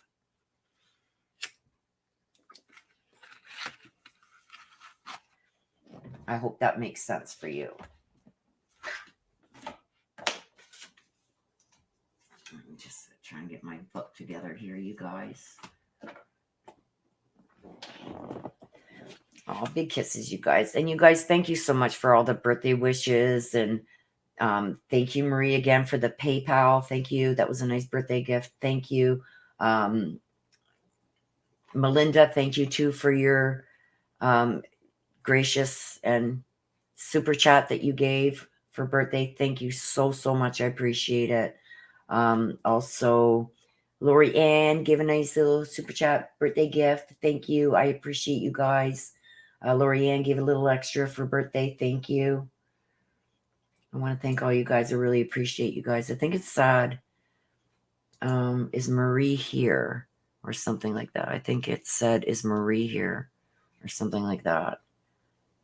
I don't know what you're talking about there, Mary Michael. Is Marie here? Thank you, Marie. I love you. His ashes? Oh my gosh. Okay.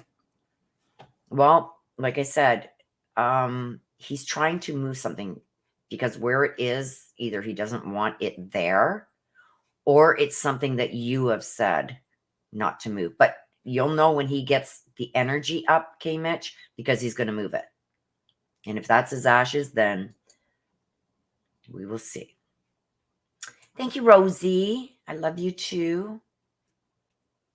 Yeah, I'm going to go out and get spoiled. Mama gave me a brand new, nice, beautiful house coat. It's so velvety and warm and fuzzy. I'm going to use that for after my shower. So I'm going to have a quick cigarette and then I'm going to pop off here, you guys, so I can run up and have a quick shower. Oh, thank you, sister. I love you. Oh, oh, yes. Des sent me a birthday card. You want to see? It is so cute. Sorry, Des, I forgot all about it. I've been running around like a chicken with my head cut off. So this is the birthday card my sister sent me. She says, sisters belong to each other. And like it's raised here. And it's got a little bow and a little flower. And she says, Willow, our hearts keep us close no matter what. We're so lucky that way. Happy birthday, sister. So I love that. She sent me a beautiful card. Rosie says the card's in the mail. Oh, thank you, Rosie. Appreciate that. Say no to cigarettes. I know. I'm doing really good, Mary Michael. Honestly, I am. How did these fall? Okay, they go over there. I am doing good. Marie says my husband's parents were divorced, but their ashes are forever next to each other. Yeah. Oh, gosh. I hope they still got along after they were divorced. And thank you, Rosie. I love you. Mary Michael, just say no to cigarettes. I will be able to do that one day, Mary Michael. You can't bury him until March. Okay.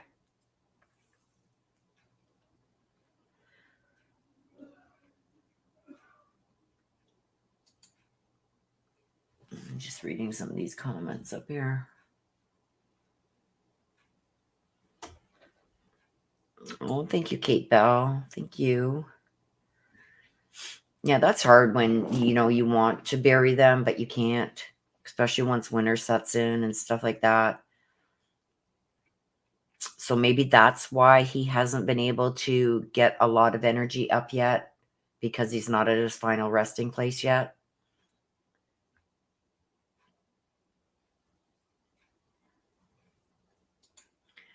The day after never, they keep my blood pressure and anxiety in check. I love you too, sis.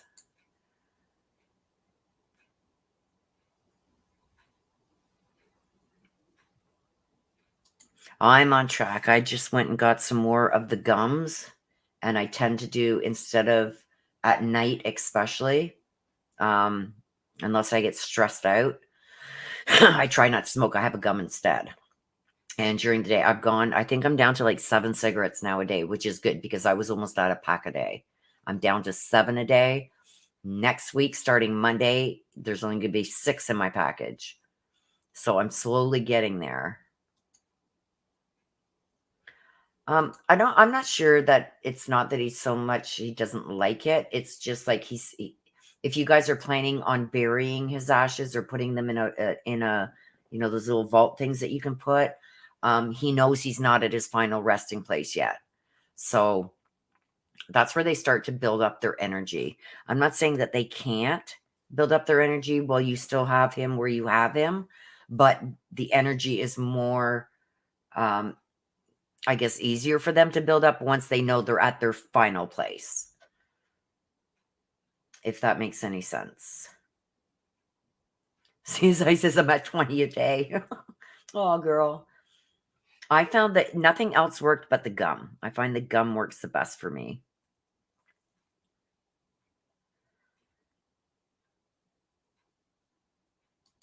So, okay, you guys. So I'm going to jump off. I want to thank you all for being here for my birthday and spending part of my birthday with me. I do have to jump off. It's 2:45. I've got to get in the shower, or my son's going to be standing out on the front porch because I won't go in the shower with the door unlocked. So, because I'll be upstairs. So I got to get the door locked. I got to get in the shower before he gets here. I don't want him waiting outside in the cold. So thank you very much, you guys, for being here. Thank you, mods. You guys are awesome. I love you guys to the moon. And please, please, please stay safe. Don't go out at night if you don't have to. And if you do, make sure you have... I'm not one to say this because I don't believe in weapons. But please, if you have to go out at night, make sure you got a weapon to defend yourself. Whatever that may have to be. Because I would rather take a charge than be dead. Right? So please all stay safe. Take care of yourselves. I love you guys to the moon and back. Stay safe, please. Love you guys. Bye-bye for now.